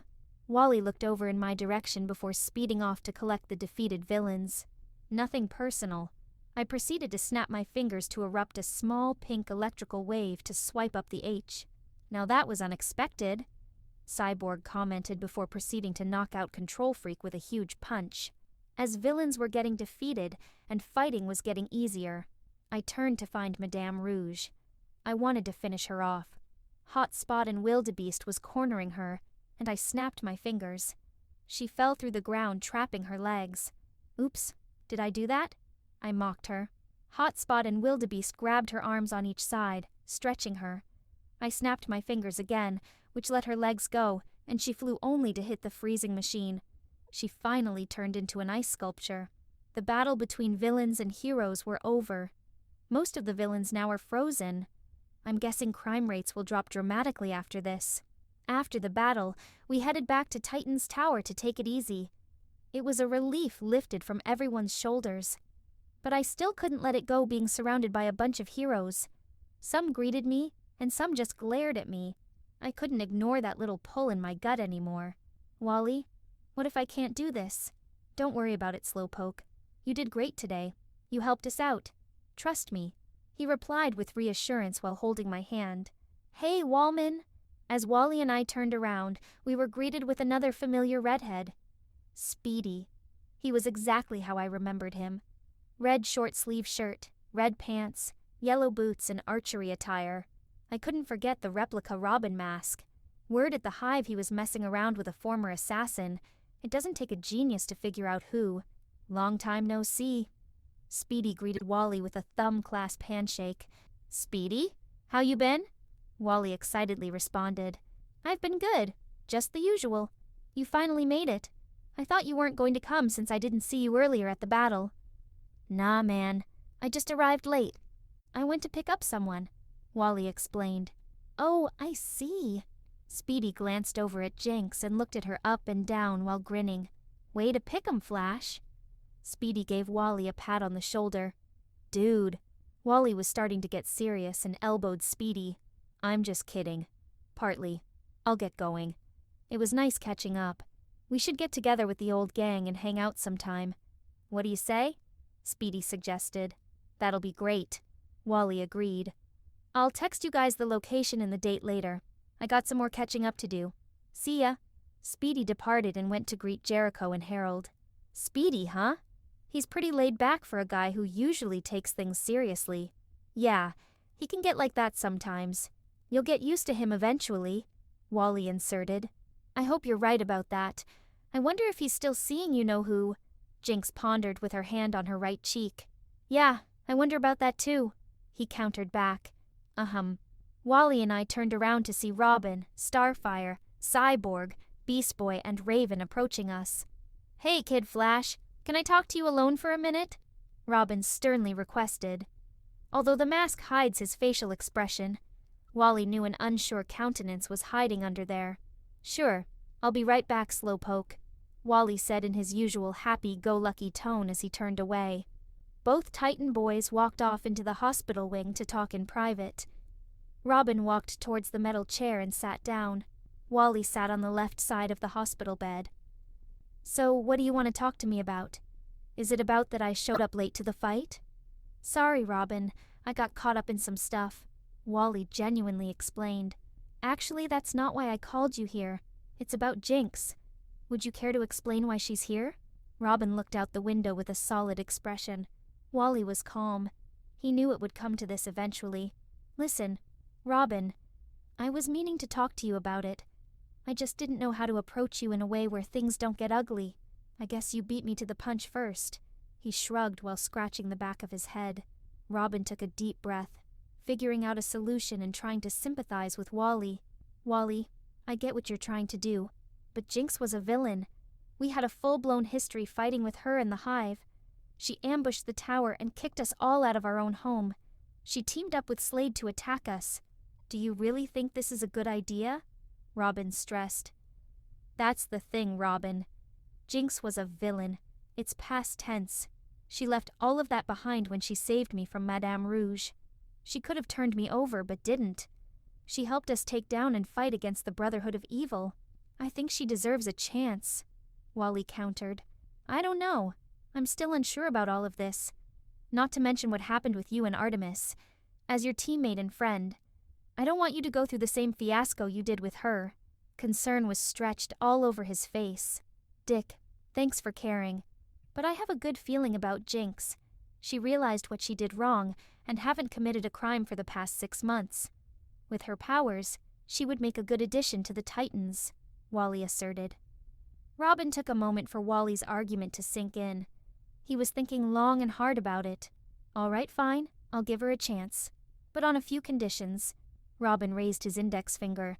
You name it, anything. Wally readily agreed. She has to do regular checkups with Raven. We can't tell if she's actually telling the truth, and I need to know for sure until we can fully trust her. I can't go through another Terra situation. It's just too much to risk at this point, Robin expressed. Wally thought it was unfair, and also an invasion of her subconscious. But he is willing to prove that the person that he could always count on was the same person that everyone else could count on in the future. Okay, sounds fair. Anything else? One last thing. She can't get in contact with anyone who is a part of Hive Academy, and when I mean we need to keep an eye on her. We need her to stay at Titan's Tower until we feel confident enough. Robin listed. You mean she has to sleep on the couch until you guys can trust her? You know I have my own place with her there. We can drop by. I can run fast, remember? Wally looked at Robin with confusion and disbelief. No, Wally, that's not what I meant. She will have her own room, which will be Terra's old room. Plus, regardless of how fast you run, it will be more convenient for her to stay here for a few days since she will be checked up by Raven anyways. Oh, right, huh? Wally laughed sheepishly with an embarrassed countenance. I got to start remembering things. And I never said she has to stay here alone. You could live with us to keep Jinx company. I know if she stays here by herself it'll get a bit lonely for her, Robin added. Are you serious? You mean I'm allowed to stay? Wally excitedly vocalized. Woohoo! Okay, stay whelmed. Yes, you can. So do we have a deal? Robin holds out his green, gloved hand towards him. You got yourself a deal. I'll make sure Jinx understands. As Wally happily complied, he shook hands with Robin, sealing their deal. I really can't believe you. Out of all people would convince me to agree with something like this. Robin slouched against his chair. What are best buds for? I get you to do things that you normally wouldn't, Robbie. Wally screeched as Robin got up and lightly smacked him with his backhand. You wish. Robin smirked at his comment. This gave Wally a sense of joy that his friend still trusts his judgment after being apart for a while. Wally had flashbacks to when Robin and him were back at the League. They were best friends and inseparable. Flashback August 3rd, 2004, Vertical Bar 1, 06 p.m., Mount Justice. Robin, Miss Martian, Aqualad, Superboy, and Kid Flash were waiting for Black Canary to arrive to give lessons on combat for an active mission. Once she arrived, she stepped on the sparring platform and it started to glow. They gathered around her and had a small discussion about lessons and bruises, before they all jumped right into the lesson. Now, combat is about controlling conflict, putting the battle on your terms. You should always be acting, never reacting. I'll need a sparring partner. Black Canary sternly looked around the room. With a banana in one hand, Wally raised with his other available limb. Right here. Yeah. He walked up in front of Black Canary and inhaled the remainder of his banana. After this, wish, I'll show you my moves. Black Canary smirked, taking him on as a challenge as she swiftly punched him. She quickly twisted and kicking his lower ankles, causing Wally to fall backwards onto the floor. Oh, hurts so good. Wally groaned. Good block, but did anyone see what he did wrong? Black Canary questioned while holding out her hand, helping Wally stand up. Ooh, he hit on teacher and got served? Robin sarcastically answered, holding up his index finger. Wally was holding his left shoulder, trying to ease the pain. Dude! Flashback ends. Smiling at the old times, Wally snapped back to reality and continued his conversation with Robin. So how have you been, Dick? The last time I heard about you was when you and Starfire made headlines after the Tokyo fiasco. Care to fill me in? Wally wiggled his eyebrows, prompting Robin to answer. It's nothing. How are you and Jinx? Robin nervously stammered, trying to change the topic. Robin? Not so fast, buddy. Give me the details or so help me. I guess I have to ask Starfire to fill me in. Wally knew he cracked Robin. Out of everything he was afraid of is people finding out he is a sap. Fine. I finally asked Starfire to be my girlfriend. Robin blushed. Do you love her? Wally continued. More than life itself. She's really different. A good type of different. Robin smiled. See, wasn't that easy? Wally humorously poked Robin. Shut up, Robin retorted. Wally chuckled before turning back. Let's get back to everyone. You probably don't want to keep Star waiting. Wally gave a wink towards Robin. He walked side by side with Robin before they came to a complete stop at the door. Wait, Wally. I also needed to tell you something else. It almost slipped my mind. I wasn't going to bring it up, but you needed to know this. Robin explained.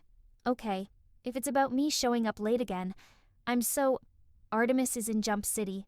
Robin cut him off. Chapter 9, September 5th, 2007. Titan's Tower Hospital Wing, 5:26 p.m. It took a moment for the news to sink in. I didn't know what to think. I wasn't necessarily mad. I felt calm. I felt like I didn't even care. Back then, I would be this hurt and angry person, but now I know for sure I had moved on with my life. I have finally let go of the past. I'm sorry, Wally. Robin apologized. Actually, Robin, I'm okay. But why is she visiting Jump City? Why now? Wally asked with a monotone expression. The League had to go deal with Lex Luthor. It was a task that didn't require anyone else but Batman, Superman, Black Canary, Wonder Woman, and Green Arrow, Robin informed. Right, they had to bring out the big guns. But why did she exactly choose Jump City? Star City needs an extra pair of hands there. Wally stared curiously at Robin. I wish it were that simple, but Black Canary ordered Artemis to come to Jump. Since word got out every superhero was here, she didn't see it as a problem for her to check out what was going on. Of course, really should have remembered that. Wally scratched his head. Anyways, thanks for the heads up, Robin. Any time. But are you sure you're okay? I could contact the League and tell them we really got it covered here. Robin readily pulled out his communicator. I knew Robin cared, but he didn't have to do that. I knew his past with Slade and the fact we froze every villain known to man was taking up his mind. He needed to relax. Besides, how bad could it be? Yeah, I'm sure Dick thanks.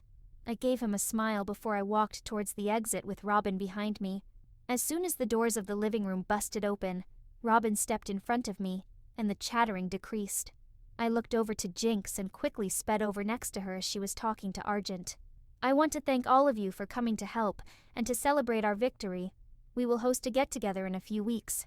Until then, we just need to get a few things situated. I can't thank you guys enough. Robin finishes his speech as Starfire, Raven, Beast Boy, and Cyborg crowded together side by side with Robin. Indeed, much gratitude to you all, friends. I cannot wait for the formal meeting where I will give thanks by singing a traditional Tamaranian folklore song. Starfire took a deep breath before screeching out a tune. In a split second, all the dishes and glasses broke until Raven covered Starfire's mouth with her hand. Everyone groaned, trying to make sure their eardrums did not explode. Beast Boy did not flinch because of his earwax buildup, while Cyborg's mechanical parts malfunctioned. Thanks, Starfire, I think they got it.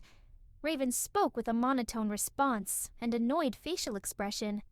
Starfire giggled with embarrassment with a teardrop sweat on her forehead. Hee. Indeed. Again, everyone thanks for coming. We hope to see you soon. As Robin wrapped up the meeting, everyone said their goodbyes. Little by little, our teammate population started to decrease. Once everyone left, I turned to Jinx to tell her the news. Hey, Slowpoke, good news. They're willing to give you a chance. I couldn't keep the grin off my face. I was too excited that this could be one of the many first steps to help Jinx. Are you joking? That fast? I expected for them to take their time and decide upon weeks. How'd you change their mind? Let alone Robin? Jinx stared in disbelief. Technically, I only spoke to Robin. I haven't asked or told the rest, but Robin understood where I was coming from. He decided to give you a chance. He hasn't told the others yet either, I explained. But don't worry, I'm sure the rest will come around. But I know for sure Starfire will be the first to accept you. Not sure for Beast Boy or Cyborg or Raven. Yeah, maybe she will take a while. I rambled. Great. That makes me feel loads better. Time is killing me softly. Jinx felt the uncertainty creep up from the back of her mind. Jinx, don't worry about it. Robin has gotten it under control. You just gotta stay positive. I moved my hand towards Jinx's to reassure her. I know she usually would accept things and wait for the outcome, but with the events of the battle and her teammates, I can't seem to blame her to stress over Robin and his team. Jinx started to ease up as I felt her muscles relaxing. She inhaled and exhaled a deep breath before asking me, "So it's going to take weeks for them, huh?" Before I could answer her, a raspy, monotone voice interrupted me. Jinx and I turned around only to meet Raven's face. "Yes and no. For some it won't take weeks. For me it will," she answered coldly. Raven was not easily forgiving or a fan of second chances. It was easy to guess. I looked towards Jinx to see her reaction. But from the looks of it, what Raven said didn't bother Jinx none. "Raven, it's all right. Remember what we talked about?" Robin entered left of Raven with Starfire, Beast Boy, and Cyborg behind him. "I don't trust this." Raven looked towards Robin. "Besides, you agreed without telling us first. Remember what happened with Tara? The last time you did it on your own accord? Don't bring her up, Raven. She has nothing to do with this." Beast Boy quickly spoke up with uneasiness and looked away. "I remember, but this isn't about Tara. This is about Jinx. I trust Kid's judgment. We agreed to be cordial and go through the conditions." Robin explained. "No, Raven is right. Robin and I haven't asked how you guys felt about that. We can have a voting system and clear the air."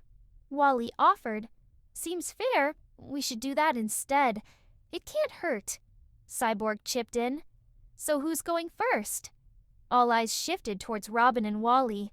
Robin and Wally looked at each other in the eyes, deciding who should speak until Robin spoke up.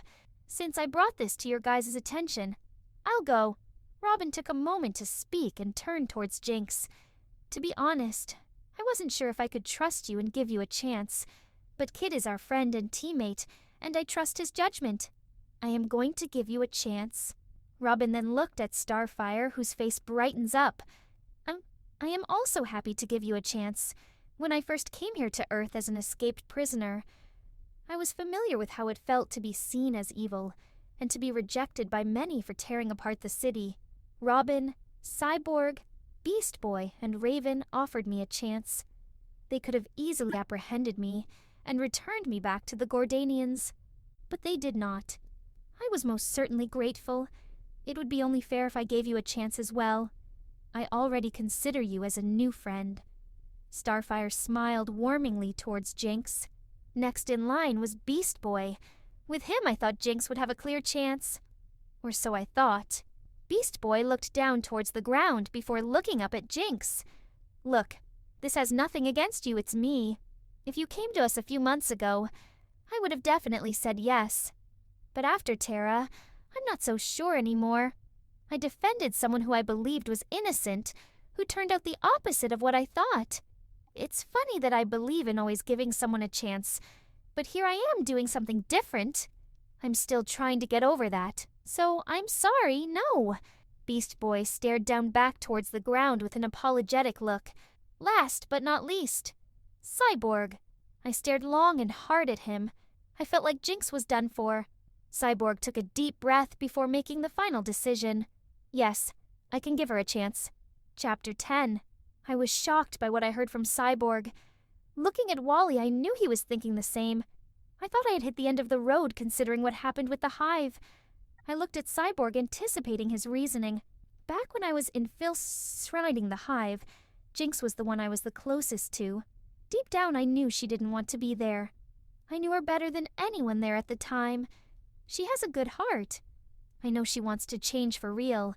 If she didn't, she wouldn't have come this far if she didn't want to change. I have a good feeling about her. Cyborg's explanation has shocked everyone. Raven raised her brow.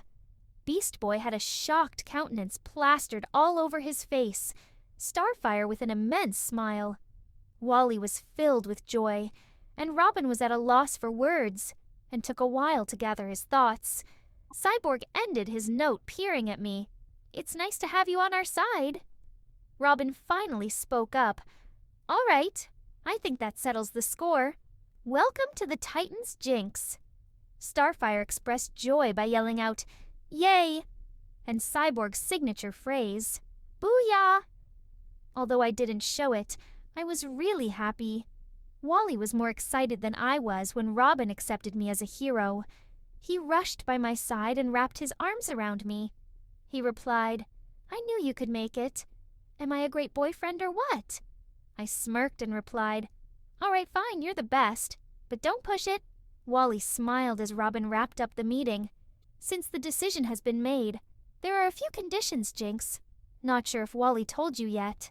"Oh yeah, I was going to until you guys came to talk to us." Wally scratched the back of his head. "Right, sorry about that. I guess we'll fill her in. I already told Wally the conditions for you to become an honorary Titan." I was starting to get concerned with what Robin was going to say. A lot of things were running through my mind. What if it's no different than prison? What if I have to wear an ankle monitor? It could be anything. First off, we would like for you to get regular checkups with Raven. We have to know if we can trust you or not. And to ease Beast Boy for him to come around, checkups would be necessary. I thought long and hard about that. At first, I was bothered by it, thinking it would be an invasion of my privacy. But then again, I remembered Tara. I decided I wasn't mad about it at all, and just understood where they were coming from. Okay, seems about fair. Is there anything else? My face rested onto Wally, whose own face reassured me. Raven chimed in. "Before we get to that, don't worry about it being invasive. I will stay out of the places where you don't feel comfortable. I just want to know your intentions, your plans, and if I can trust you." Robin then continued, "Secondly, you can't get in touch with any of your old Hive teammates. Any contact will make us doubt your intentions." My mind first went to Seymour. I knew it would be a while before we crossed paths again, so I didn't see that as a liability. Every other of my teammates are frozen, and I quit, so it wouldn't be a problem. I don't ever want to see them again, and I'm pretty sure they wouldn't ever want to see me. All right. Got it? I'm sure they hate me. Anything else? I asked. Last, but not least, you and Wally can stay here for a couple months until we get this done, and we find you guys a team. We can give you guys time to settle in. Training and monitoring doesn't start until a week later, so you guys will have plenty of time. Great. If things couldn't get any more awkward. If having my brain pried open isn't enough, apparently I don't know what awkward is. So, fun. I smiled weakly at Robin, who returned the same expression and walked away back through the common room doors along with.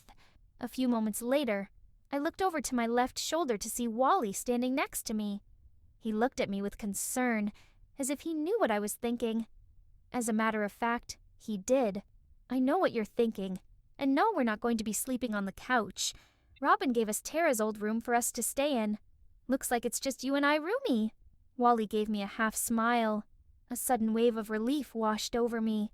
It was a lot to take in. I expected Robin to separate us and have our own rooms.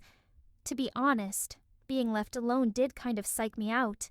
Back when I was at the Hive, I didn't mind being by my lonesome. It was a daily ritual. I guess now, with the change of environment, I'm not really used to it anymore. I just hope it wears off. A shadow came up behind Wally and I. We both turned around to meet a violet pair of eyes. "I was told to show you where you will be staying." Raven spoke with a not-so-pleased tone. "Just follow me." We did as she requested and followed her. As Wally and I exited the common room, we went straight down the hallway. Then we took a left. There we passed Beast Boy's room. A couple doors down there was Cyborg's room. We continued to go straight until we met a metal door on our left. Across and a little bit down the hall on the right side, Starfire's room was there. "All right, we're here. This is where you're staying." Raven gave us a moment before further commenting. "I'll let you guys figure it out." My eyes trailed behind Raven as she left quickly. Yeah, it's obvious she doesn't like the idea of this. "She'll come around," Wally added. With a moment of silence, the metal door opened, disappearing over our heads. I took a step forward while Wally was behind me. We both observed the room. It was quite spacious. The walls were painted light red. The ceiling was decorated with little stars that glowed when the lights were turned off. There was a little small living area in the middle of the room, with a black couch and a queen-sized bed with soft burgundy sheets. I looked at Wally and his eyes landed on the bed the same time I noticed it. And what do you know? He had the biggest grin plastered across his face. "No, Wally, I swear you're sleeping on the couch." I responded with irritation. "Ah, but you see, Jinxie, it wouldn't be as fun on the couch." Wally innocently batted his eyes. "So, never mind. You can sleep on the floor," I replied as I walked over towards the bed and plopped myself right on top. "Oh, come on. I was just joking, Slowpoke. But you know I wouldn't object to the idea," he bantered as he moved closer to me. I couldn't help but crack a smile. "Never in a million years, West." "Never in a million years, huh? You sure about that?" Wally seductively whispered in my ear. I knew where this was going, but I didn't care. I wanted him. He moved and began to hover over me until I was looking up at him. He slowly leaned down lower until he reached my lips and placed a small peck. Wally decided to suddenly kiss me hungrily and used his tongue to navigate inside my mouth. I quickly accepted and kissed back, but this time harder. Wally proceeded to push me back on the bed until he was on top. At that moment, he planted small kisses down towards me until he reached my neck. I moaned in pleasure as Wally hushed me with his lips once again. While kissing him, I used my fingers to smoothly make my way down his shirt, so smoothly to replicate, as if I was playing him like an instrument. I finally ripped off his shirt and threw it on the floor. We broke apart for a brief second for Wally to take off my shirt, only revealing my lacy black bra and abdomen. "You're beautiful. You know that?" Wally looked at me with a mixture of love and lust. "Shh. Stop talking." I silenced him as I slowly kissed the right side of his neck, with a piece of his clothing still in between us. I trailed my hands down to Wally's pants and felt his hard member. I took this opportunity to rub it, making it bigger and harder. Wally closed his eyes and moaned my name softly. Jinx. He kissed me aggressively, ready to take the next step, and began to undo my bra until we heard a blaring alarm that caused us to jump apart. "Whoa, what was that?" I defensively asked. We heard a bang on the door, followed by Robin's voice. "Hey, Kid Flash, Jinx. There has been a reported robbery and destruction downtown. We need all the help we can get. Are you guys coming?" Robin quickly informed. "Yeah, we're in. We'll meet you guys down there." Wally yelled back as his face was turning red. "All right, see you guys there. Titans go." Robin cued the rest of the team to exit the tower onto their mission. When the whole tower went silent, I moved my eyes to look at Wally's stressed expression. "So, well, that's a mood killer." Wally frustratingly scoffed. He used his hands to cup his face. "Hey, it's okay, we still have other times to get to it. Don't beat yourself up over it. It was just bad timing." I tried my best to comfort Wally. "That's not the point." Wally stopped himself before he completed his sentence. He looked at me. "No, you're right. I'm overreacting. Let's go help Robin and the rest downtown. We don't want to keep them waiting." Wally kissed me on the forehead before getting up. "Oh, right." I looked at him with suspecting thoughts. Wally threw his uniform back on. "You ready?" I nodded, and we quickly zipped towards downtown Jump City. While making our way there, I couldn't help but think to myself that it wasn't a big deal. Wally and I had plenty of time to get to that stage, although we never really talked to each other about it. He knew my sexual history, and I knew he had never really been there with anyone. I tried bringing it up to him, and most of the time he would change the topic, never really making it a big subject for him, which made me believe that if we ever get to that part in our relationship, it would be normal, and we would avoid the awkward conversation of having the talk and just go for it. Of course, I didn't see why it mattered to Wally so much suddenly. At least not yet.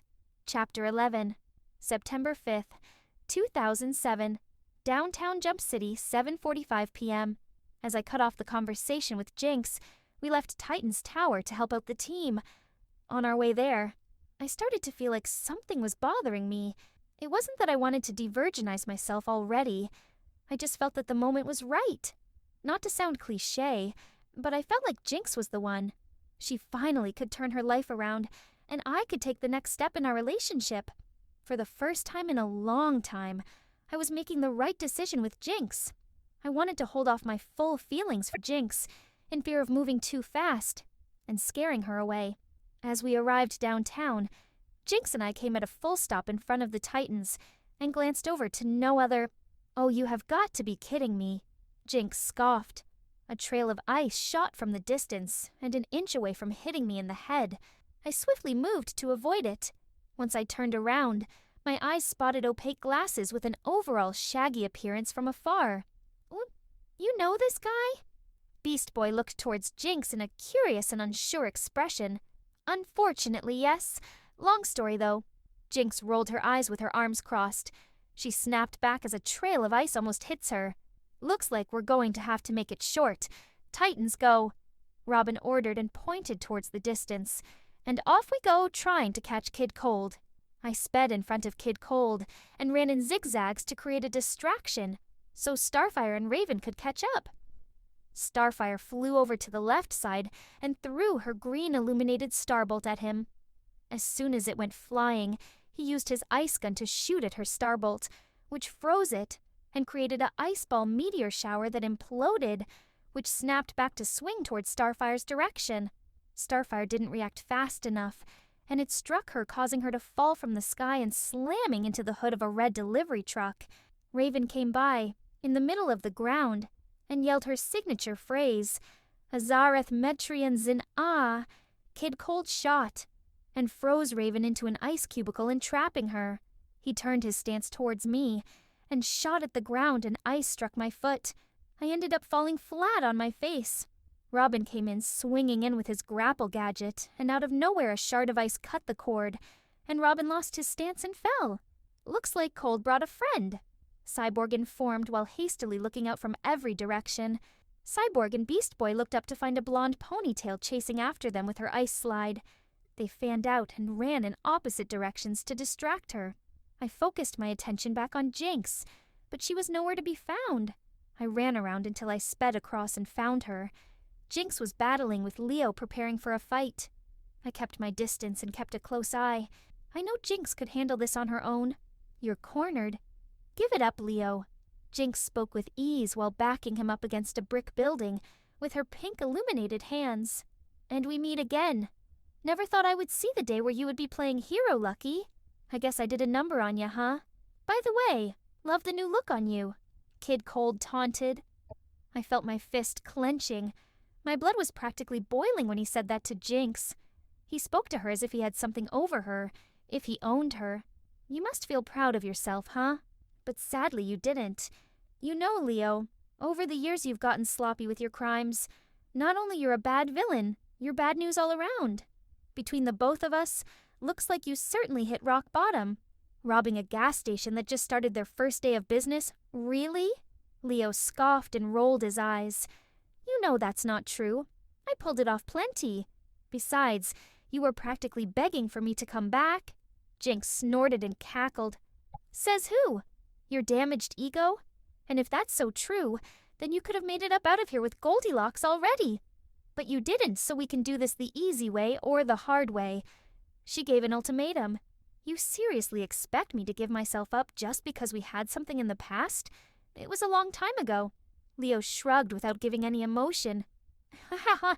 Obviously, considering the facts and the shit you put me through, you pretty much owe me. Like I said, we could do this the easy way or the hard way. I don't mind either." As Jinx's hands started to increase in brightness, a flying birdarang swerved and struck Kid Cold's ice gun out of his hands. With Cold distracted on his ice gun, Jinx took the initiative to lower his defense by electrocuting him. Her pink spark started from his legs and swirled round and round until it made its way up to his face as Kid Cold finally fell to the ground. I looked back at Robin with Cyborg, Starfire, Beast Boy, and Raven standing in formation by his side. Next to Raven was Kate, tied up with a net around her, strongly held in place with Raven's black aura. "Party's over, Cold," Robin said while staring at him intensely. Kid Cold just sighed. The breathy reaction caused a piece of his hair that was draped over his forehead to flutter back and forth. Soon after, policemen and police trucks showed up to collect the two icy criminals. "We'll take it from here. Thanks for your hero's help," a female officer greeted. We watched as Kid Cold and Kate were taken into custody. not breaking eye contact until they were securely restrained in, and to be held in downtown Jump City Jail for the time being. "So you knew the guy?" Beast Boy quizzically asked. "Wasn't it one of the rules you can't interact with your old teammates? Really doesn't look good on your first day as an ally." Raven unemotionally added, "He wasn't a teammate, long story short. He was an ex-boyfriend. A crappy one at that," Jinx explained. "Well, whoever he was, at least we took care of it." Cyborg wrapped it up, dusting off his hands. "They won't be here for long. They're going to be transported to Star City Penitentiary," Robin explained while shutting off his communicator with his hand. "I was hoping they weren't going to grill Jinx too hard about Kid Cold. Since it was her personal business, I was kind of worried they were going to push the matter further. But thankfully, they didn't." "All right, guys. I guess the job's done. Let's head back," I suggested, hoping it'll change the subject. "Kid Flash is right. Let's go. Nice job today, guys. We had a long day." Robin agreed. "Booyah! How about we order a pizza to celebrate? Pizza Corner is offering a deal. Buy 3 boxes of pizza pie. Get the 4th one free. You know I never would miss a food deal." Cyborg rubbed his stomach with enthusiasm while drooling. Beast Boy's ears perked up as he yelled out, "Ooh, you better order a vegetarian supreme for me." Cyborg gave Beast Boy a disgusted glare. "Oh no, we're not. Last one who reaches the pizza place has to pay for the pizzas." He spat out as he started to jolt towards Pizza Corner. "Hey, not fair I wasn't ready. Come back here," Beast Boy yelled while chasing after Cyborg. Starfire and Jinx gave out a small laugh. Robin gave a breathy chuckle, and Raven shook her head and muttered, "Idiots." September 5, 2007.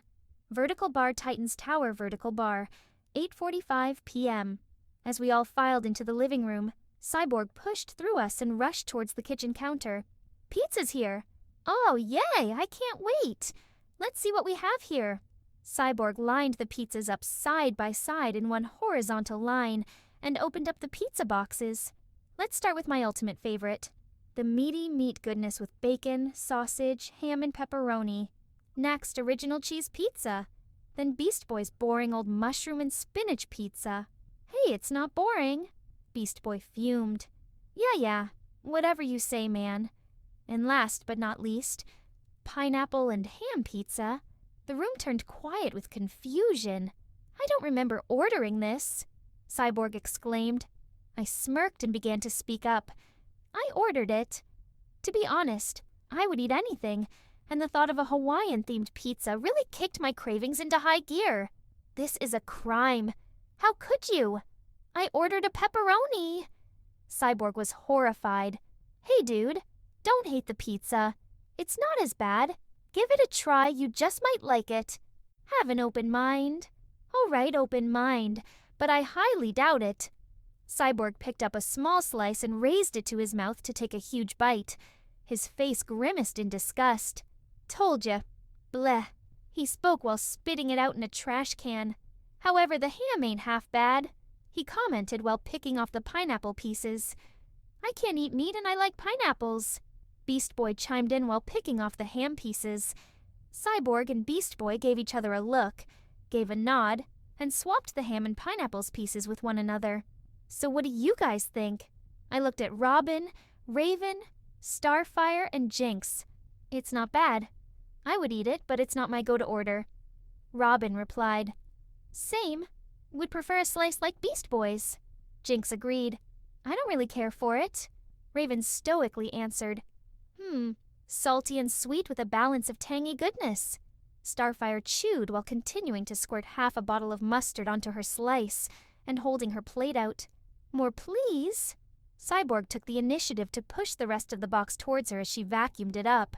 "You should try it with ranch," Jinx suggested while smirking. "Yo, don't give her ideas," Cyborg screamed out while staring at Starfire's mustard condiment beverage. We all busted out laughing at once. We began to talk and started to feel comfortable with each other despite it being Jinx's first day. We all hung out for the next 3 hours, from playing card games to watching a horror movie. "Please do not go in there. I cannot look," Starfire said while hiding behind Robin. "She's gonna go in!" Beast Boy yelled as he leaped behind the couch, poking his head out behind Raven. "She's opening it!" Cyborg screeched. I slowly moved my hand and placed it on top of Jinx's palm. She was engrossed in the movie to notice, but gave a slight squeeze back. Suddenly, the movie ended with a loud scream that caused us all to jump. The credits rolled up with big red bold letters that slowly spelled out the end. Once the credits finished, we all took a second to gather ourselves from the fright fest. Wow, what a great movie! Definitely gonna add that to my top 10 must-watch again. Jinx was amazed and smiled with joy. One of the scariest, probably not going to sleep tonight. Beast Boy turned into a small whimpering puppy and crawled under the couch. "All right, guys, I'm going to hit the sack. I'll see you guys tomorrow for training. Remember exactly at 9 a.m. Robin reminded before walking off to bed. "Okay, I'm hitting the hay too. See you guys tomorrow." Cyborg stretched and yawned as he walked off to his room. Beast Boy, still in puppy form, ran after Cyborg and morphed back into his human form. "Have a wonderful night's rest." Starfire floated out of the main living room. "Yeah, what she said, Knight." Raven levitated out with a book in her hand and her eyes glued to the page. "Night, guys." "Okay," Jinx and I yelled back. When the living room was cleared, I was contemplating whether or not to bring up what happened earlier to Jinx before we left. My brain quickly flipped the switch and decided not to make things awkward. "See, that wasn't so bad. You were enjoying yourself." "I guess so. I thought I would have to work really hard to gain their approval. Isn't it rare L for them to come around that easily?" Jinx gave me a puzzled look. "Yes and no. Most of them would try to be welcoming at least." "Most, I think." I began to reflect. Jinx looked at me and started to snort and started laughing. By the looks of it, I could really tell. "I know it's a big change, Slowpoke, but just know I'm here for you to fall back on. If anything, I'll be your rock," I assured her. Jinx stared at me as she held my hand and nuzzled her face into my neck. I reciprocated back and held her like there's no tomorrow. Her warmth gives a comforting feeling I haven't recognized since I was with Aunt Iris and Uncle Barry.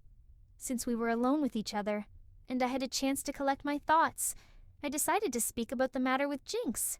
"Hey, Jinxie, about earlier." I was cut off when I heard a little light snore coming from my neck. I looked down and saw Jinx peacefully asleep. She looked calm. For the first time in a long time, I was in awe to see her in such a state. The world suddenly became quiet. Nothing could bother her. I looked over at the clock to check the time. It was 12:51 a.m. "All right, let's get you to sleep, Princess." I breathed out Kayan as I picked her up bridal style out of the Titan's living room and back to our room. Just as the door automatically opened, I put Jinx down on the bed and covered her with a light purple blanket. I went to the closet to change into a sporty gray t-shirt and black sweatpants. As I finished, I laid next to Jinx and looked at her. "Good night, Jinx." I gave her a kiss on the head before rolling over. A lot of my things were running through my mind, but overall today was a success. Or should I say yesterday? I felt really good about it, and I know there will be many more opportunities that will come around for Jinx. As my thoughts got quieter and quieter, they began to cease, and so I began to fall into a deep sleep, ready to take on tomorrow. Chapter 12. I woke up to the brightness of morning that spilled into the room. I looked around to find only myself in it. Wally was gone, so I decided to close my eyes to get some extra sleep. Suddenly, I remember what Robin said. "I'll see you guys tomorrow for training. Remember exactly at 9 a.m. My eyes shot open and I bolted up. "Shit, I'm late!" I ran across the room to run to the bathroom and brush my teeth. I threw on my uniform as fast as I could and was on my way to the training base. But a loud clanking sound stopped me in my tracks and my eyes landed on the closed living room door.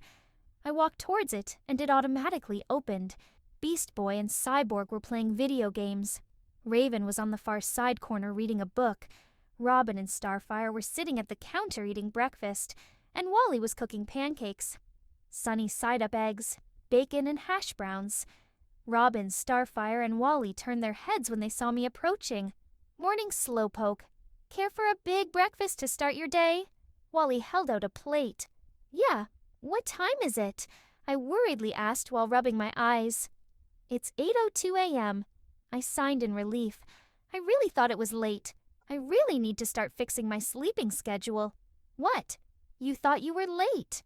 Wally waggled his left eyebrow and smirked. Oh, I looked at him annoyingly, no. I grabbed my snatched plate out of his hands while glaring at him. Wally laughed while holding his grin. That boy sure knows how to press my buttons. We don't start in about another hour. We can just relax in the meantime. Wally sat down with his own plate. Not too much, though. We got to focus. Robin looked over at Beast Boy and Cyborg, arguing. No fair. You cheated. Beast Boy screamed, giving Cyborg a death glare. No, I didn't. You're just mad you lost. Cyborg gave a smug look. I made my way over, looking at Cyborg and Beast Boy with a light bulb glowing over my head. Since we have time to kill, can I join? Cyborg and Beast Boy stopped bickering, and their once discontent smiles turned into haughty ones. Sure, of course you can. They both agreed. I plopped down in the middle of them and grabbed the controller. I'm so going to win this time, Beast Boy commented. We'll see about that, Cyborg shot back. As the screen brightened with bold red letters that spelled out ready, set, go. Off our cars go. Beast Boy and Cyborg inches in front of me while I kept my pace with my controller. I sped up in front of them. I swerved my car as it approached a curve, knocking Beast Boy's green car out of view. Stunned, Beast Boy yelled, What? How? Making this move, I took a quick glance at Cyborg, who evidently began to hesitate and panic. He picked up the pace and quickly inched his light blue car ahead of mine. We were close to the checkpoint, and both had our eyes on a floating, fiery cube on the racing track. I took no time and hit the accelerate button on the controller to collect the cube. I suddenly sped up 2 times more significantly, surpassing Cyborg, and when I got close to the finish line, the cube threw me to the checkpoint, covering the whole screen with big yellow letters, Winner. Cyborg dropped his jaw wide open and was astounded, staring at the screen. But how? Beast Boy groaned with tears in his eyes. I lived in a base with 5 boys for years. I picked up a couple tricks. Jinx explained while looking over at Wally, who was grinning. Well, hundreds of tricks. Well, little lady, it's nice to play with someone who is a challenge other than Beast Boy. Cyborg sneered. Hey, Beast Boy yelled in disgruntlement. Cyborg added, But I demand a rematch. Before I could accept, Robin interrupted. Looks like you're going to have to reschedule that. It's time for training. Whoever makes it last to the training room gets to do dishes for a week. Beast Boy laughed before darting off. We'll see about that. Cyborg challenged Beast Boy before running after him. You heard the guy? Kid Flash looked over at Jinx before dashing off. September 6th, 2007, Vertical Bar 7, Vertical Bar Training Room, Vertical Bar 9 a.m. Hey, that's not fair. Being fast is basically your superpower that's basically cheating. Beast Boy exclaimed. You never said I couldn't use my powers, Kid Flash pointed out. Beast Boy was thinking, touche. All right, everyone, let's get training, Robin ordered. Each of the Titan members took turns practicing their routine and showing me the ropes. Robin dodged and used his weapons to destroy and defend himself against the robotic enemies. Starfire swiftly flew in a circle, escaping the sharp flying saucers chasing after her. As she found a safe gap in the air, she used her I-beam powers to destroy the saucers. Isut? Raven casted her usual spell and disarmed heavy blocks that were moving at a fast, accelerated speed towards her. Cyborg ran and pulled out his sonic boom blaster, eliminating the targets in one go. Beast Boy morphed into an elephant, crushing the enemy with his weight. I observed each of the Titans and their strategic approach. All of them move with swiftness and precision. I suddenly felt a gush of wind that stopped right beside me. Don't worry, you got this, Slowpoke. I believe in you, Wally reassured. I smiled at Wally, appreciating his comforting words, but deep down I was nervous, afraid that I was going to mess up. Raven was the first to be done destroying her electronic enemies, finishing at 1 minute and 42 seconds. Robin soon finished after 1 minute and 49 seconds. Starfire at 2 minutes and 2 seconds. Cyborg at 2 minutes and 11 seconds. And Beast Boy finishing at 2 minutes and 13 seconds. And that is the usual gist of how our training days go. We switch it up every time we train. Nothing ever stays the same. We try as often to introduce new scenarios in order for us to learn different approaches for different types of opponents. Robin explained. I see, I answered as I took a moment to absorb everything I learned. Are you up for the challenge? Robin asked. Oh, I'm up for it. I was raised to never back down no matter how hard, I confidently expressed. Good. We hope to see that on the training field. Raven doubtfully replied.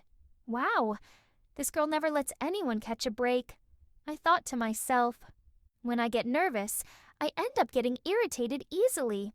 But I soon shook off my thoughts as I had more bigger things to tackle. This training session. Ready whenever you are. Cyborg called out to me, setting up new opponents through the touchscreen from his left robotic arm. Good luck, babe, Wally loudly whispered to me, with his hand on his cheek to amplify his sound. Thanks. I smiled and whispered back. I made my way towards the far left side of the training room and positioned myself. I did a quick nod to Cyborg, which gave him the permission to unleash the robotic opponents. All of the enemies came up from the floor and popped out of the walls. I hexed the obstacles behind me, along with the ones that were on the wall. I left the opponents in front of me, planning my next move. It followed me across the training field, shooting lasers. I began doing flips across the field, escaping the lasers being shot at me, nearing the end and running out of space to run. I quickly flipped back onto my feet, whipped around, and hexed the last remaining electronic training props out of sight. Once destroyed, I did my finishing pose with my hands and legs crossed, standing up facing in front of the Titans. Everyone clapped with the exclusion of Robin and Raven. Woo! Yeah! That's my girl! Wally yelled, hyping me up for my performance. I gotta give it to you, Jinx. That was really impressive. Robin's compliment gave me the thumbs up for approval. You really held your own. With a little more practice, it will solidify you for the rest of the time. Great job, Robin finished up. Thanks. It's nothing really. I coolly played it off, but deep down I was screaming with excitement inside. Can't believe I nailed it considering I haven't been in training for the longest. Robin turned his attention away from me and began to focus on Wally. Flash, you're up next. After this, we're hitting the showers. Robin used the controller to reset new opponents. You don't have to tell me twice. Wally stood up straight and gave a salute pose. Robin gave a slight nod and pressed the button for the opponents to begin running towards Wally. He ran in a safe zag motion and bounced off the wall and used his fist to punch through the robots. Quickly after, 4 uniform metal androids spawned shooting yellow lasers all over in the arena. Wally took this opportunity to run in various patterns, confusing the machines, and eventually the androids couldn't keep up anymore and ended up shooting lasers at each other and exploding. Wally returned with a joyous grin, showing how proud he was at his performance. And that's how you do it. How long was that, Cyborg? He asked. 30 seconds on the dot, Cyborg answered. See, I'm fast, Wally jokes. But not your fastest. Robin decided to ruffle Wally's feathers. Don't hate the player, hate the game, Robbie. Wally innocently looked at Robin as he made his remark. My name is not Ro. Robin was then cut off. Gotta hit the showers by E, Wally said as he sped off. How do you deal with him? Robin sighed. You tell me, boy blunder. I grinned at him. Right. Robin gave off a small laugh. All right, everyone. Let's hit the showers. He continued. All right, Cyborg. A soak is required. Starfire. I'm going to go hose off in the back. Beast Boy gleefully smiled. Raven walked and stopped side by side next to Beast Boy and smacked him from the back of his head and continued walking. Beast Boy irritably side-eyed Raven while fumes were coming out his nose. Hey, do you always have to do that? Beast Boy yelled out while raising both his arms. Okay, what Robin said before, showers? I pointed towards Raven's direction. Beast Boy continued to look annoyed and sarcastically defeated. September 6th, 2007. Vertical Bar Titan's Living Room Vertical Bar, 11:09 a.m. I was the last person to finish showering and changed into a clean uniform. Wally wanted to deliver a message to me. I couldn't figure out what, but I guess I'll find out once I get there. I left my guest bedroom and walked towards the living room door. It slid open to reveal a usual sight: Wally raiding the Titan's refrigerator again. I made myself comfortable and sat at the kitchen bar. You know you're going to end up buying them groceries if you keep raiding their fridge, I warned Wally as I grabbed a spritz soda can from my designated cabinet. Yeah, I don't mind, Wally said with his mouth full. As he swallowed, he continued, "'Cause I'm still going to be the one that finished all their food." Wally smiled. Of course. I jokingly scoffed and rolled my eyes. Anyways, what is it that you want to talk to me about? Wally stopped and stared at me, taking a second to remember. Oh, that. Robin wanted me to tell you, since you're doing that regularly checkup situation with Raven. Before you get to her, everyone in the tower needs help with something. They each have a checklist. Oh, I don't mind helping anyone at all if they need it. But Robin couldn't tell me himself, I asked. Well, he's off trying to figure out the case of who keeps stealing DNA from the superheroes around Jump City. He had to leave early and might be preoccupied for a while. He wanted me to pass on the message, but he'll be back sometime later, Wally explained. I would be fine helping Cyborg and Starfire, but I don't think Raven and Beast Boy would be too keen on me stepping foot in their rooms, much less be anywhere near them. I brought up, well, if it makes you feel any better, with Raven it feels like she's starting to warm up around you, and Beast Boy lets you make jokes about him, Wally countered. I don't know. It feels like it's too soon to tell, but it's worth a try. I shrugged my shoulders. That's the spirit. So far they have shown you that they don't bite, he pointed out. True. Well, if I'm going to help them and spend time with them, might as well start now. I'll keep you updated throughout, thanks, Wally, I said, as I began to make my way out of the living room doors. Break a leg, Slowpoke. I believe in you, Wally yelled out behind me. As you should, I joked. As I turned away, the double doors closed behind me and left just me with lights in a black hallway. Being this alone would make normal people scared, but I wasn't scared, just nervous. I began to walk straight and turned to the door on my right. I looked up to see which lucky Titan gets to start off with me. Once I saw the name, my nerves subsided.